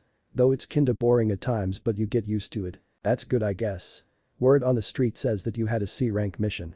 I take it you just returned since I haven't seen you in a while." "Yeah, well, you know how it is. I'm sorry for not telling you, but I had to see someone before I left." The old man just waved it off while saying, "No harm in that, Gaki." Getting annoyed, Zabuza cleared his throat loudly so as to gain the two's attention. Both looked back at him before Naruto straightened himself. "Oh yeah, these two are my friends from a mission I just returned from. Zabuza, Haku, this is Yuma-san. Yuma-san, meet Momochi, Zabuza and Haku." The man now known as Yuma grinned before pulling out his hand. "Nice to meet you both." Both shook the man's hand politely before he turned back towards Naruto. "Well, I got things to do, so I'll see you around, brat. By the way, everyone wanted me to tell you they miss you." Naruto smiled back before replying, "Tell them I'll visit when I get the time." The man nodded before walking through the alleyway. Soon after Yuma left, they began walking again towards Naruto's apartment complex. Curiously, Haku asked, "Who was that man?" "He and a few others were the ones who helped me get away from people who I pulled my pranks on," answered the blonde while not turning to face her. "Along with some of the villagers." After a few more moments of silent walking, they finally arrived at the building. It wasn't much, just a simple 4-story red building with a green rooftop and pipes all around it, much like some of the other houses. He gestured them to follow him, and after going up a few flights of stairs, he stopped at one of the doors on the 3rd floor. "This is your room, Zabuza. Haku's is across the hall from yours," said the blonde. "If you need me, I'm the first door you see coming up the stairs." But that he quietly walked up the stairs and walked over to his door. After taking out his keys and unlocking the door, he kicked his sandals off and hung his cloak on his couch. He sighed as he looked around his apartment. In the past, he had nothing of any significant value in his home. But after his landlord had been stripped of his property, he had been able to have access to the man's own apartment. The said apartment had everything Naruto needed that he didn't have in his old one. The living room had polished oak floors, along with a black leather sofa and a matching armchair for him to relax in. On the side were sliding glass doors that lead to a small balcony that overlooked the village and gave him a good view of everything below. His kitchen had a new counter, a pantry full of snacks and other things, both a freezer and a fridge, which had plenty of healthy food to last him for a few more weeks. His bathroom was now big enough to fit a few people in it, with a jacuzzi tub and a separate shower stall, so he could either take a quick shower or relax in his tub. To finish it all off, his new bedroom was now just as big as his half of his old apartment put together. It had 2 beds, one for himself, the other for a guest, a window by his bed for the warm days, a walk-in closet that he really didn't use, and a small laundry chute that was stationed by the doorway. All in all, it was the perfect setup for the young boy. He walked over to his room and plopped down on his bed, not caring that it wasn't even dark. His primary thoughts were on the date he had with Tenten. Though he knew it could have been better, he enjoyed his time with her. He decided to get in a nap before he going out to train. His ideas of sleep were abruptly shattered when he heard the sound of someone knocking on his door again. "For fuck's sake." Raged Naruto in his mind, can a guy get any time of peace for himself? "Knock, knock, knock." Yeah, I'm coming." "Hold your damn horses," yelled Naruto as he walked over to the door. When he opened it, he saw that nobody was there.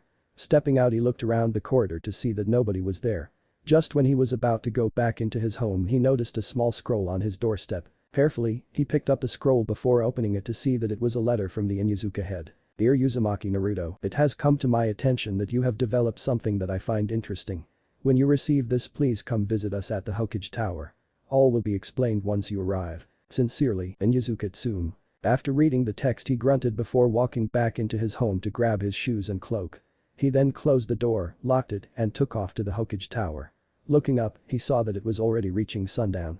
After running for a few moments, he finally skidded to a stop as he reached his destination. Walking calmly, he entered the building, walked up the flight of stairs receiving glares along the way, and finally made it to the top floor, where the Hokage's office was located. The moment he reached the floor, the door to the Hokage's office hung open to reveal a smiling Sarutobi in his usual white Hokage robes, along with a white sacket. "Naruto-kun, it's good to see you.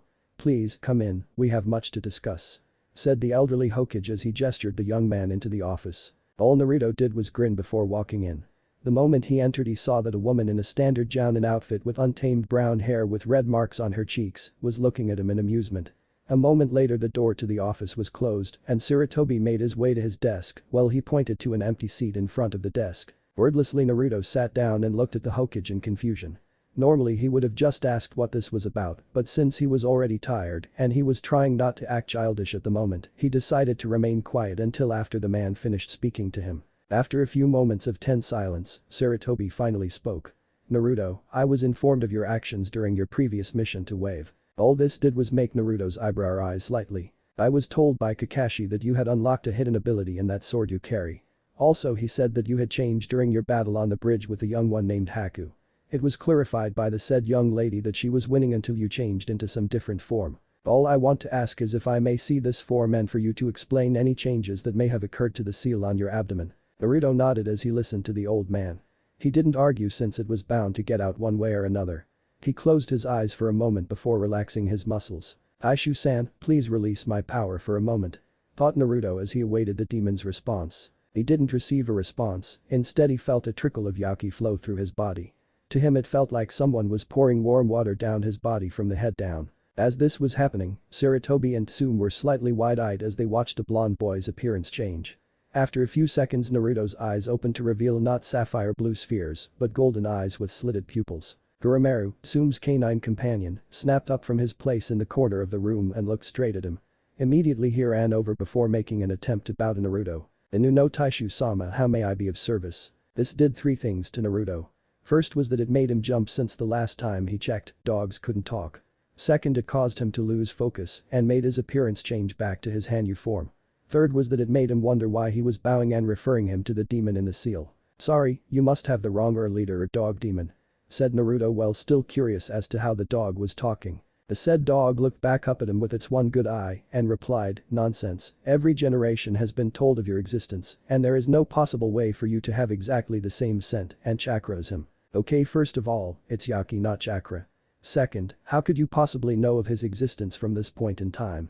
I mean it's got to have been centuries since his time in this world." This was when Tsume decided to enter the conversation. "Actually, I think it's something that all dogs have. They were told that whoever had possession of the Inu no Taishu's power is considered to be the leader of the dog clan. In this case, you are in control of our dogs to do with as you please." This bit of information came to quite a shock to the boy. Not only did he have the power of a demon, a sort of the said demon, but also the entire Inuzuka clan's dogs under his command if he wished. "Which brings me to the other reason that you're here today, Uzumaki-san," continued Tsume. "I would like to give you an invitation to becoming a member of the Inuzuka clan." What replied the blonde. The woman sighed before repeating it slowly. "I, Inuzuka Tsume, offer you, Uzumaki Naruto, an invitation to becoming a member of the Inuzuka clan." Naruto just sat there in silence for a few moments while looking down at the floor. After a pregnant pause he finally asked, "Why are you doing this?" This had temporarily caught Tsume off guard since she didn't think he would ask such a question. She quickly regained her composure before answering, "Because I thought it would do you some good to have some better training with your new abilities and how to control them better." Naruto raised his head to say something only to stop at her next words. "Also to have a chance at having a family that cares." As she said this Naruto noticed a hint of sadness flash through her eyes. "Though we wouldn't be a real one, we can at least give you the family you never had before." He stayed silent as the information started sinking in. His chance to have a family, a chance to feel welcomed, a chance to experience what having a family feels like. That was when he remembered the names of his parents were. Sarutobi watched as Naruto's mood darkened as he turned to face him. For a moment, he supposed the boy had disregarded the question and now had one of his own. And, like most times, he was right about the boy as he asked who were my parents. The elderly Hokage could only sigh before answering, "I'm sorry Naruto, but I can't tell you this yet." "Why not?" yelled the blonde. "Because, both of them made me promise that I wouldn't tell you anything until I thought you were ready. And I am. I can take anything that comes at me right now. Anything that comes at me I will take care of it, you know that. Can you defeat a Jounin without trouble Naruto?" asked the Hokage as he raised his voice slightly. The boy stopped for a moment in regards to the question. He was about to answer when the elderly Hokage continued. "Can you stop an Anbu squad on your own? Can you defeat something strong as or stronger than you yourself are?" "No, not yet you can't, and that is why I won't tell you about them.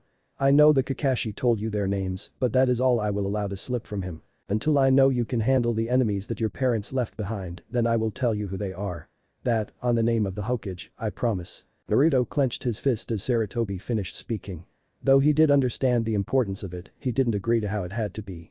So with a resigned sigh, he sat down and nodded his head. "I'm sorry Naruto," thought Sarutobi, "but it's for your own good that you don't know yet. You still have to answer to Tsume-san's offer." Naruto blinked a few times before looking back at Tsume. He had honestly forgotten about her in the heat of the discussion concerning his parents.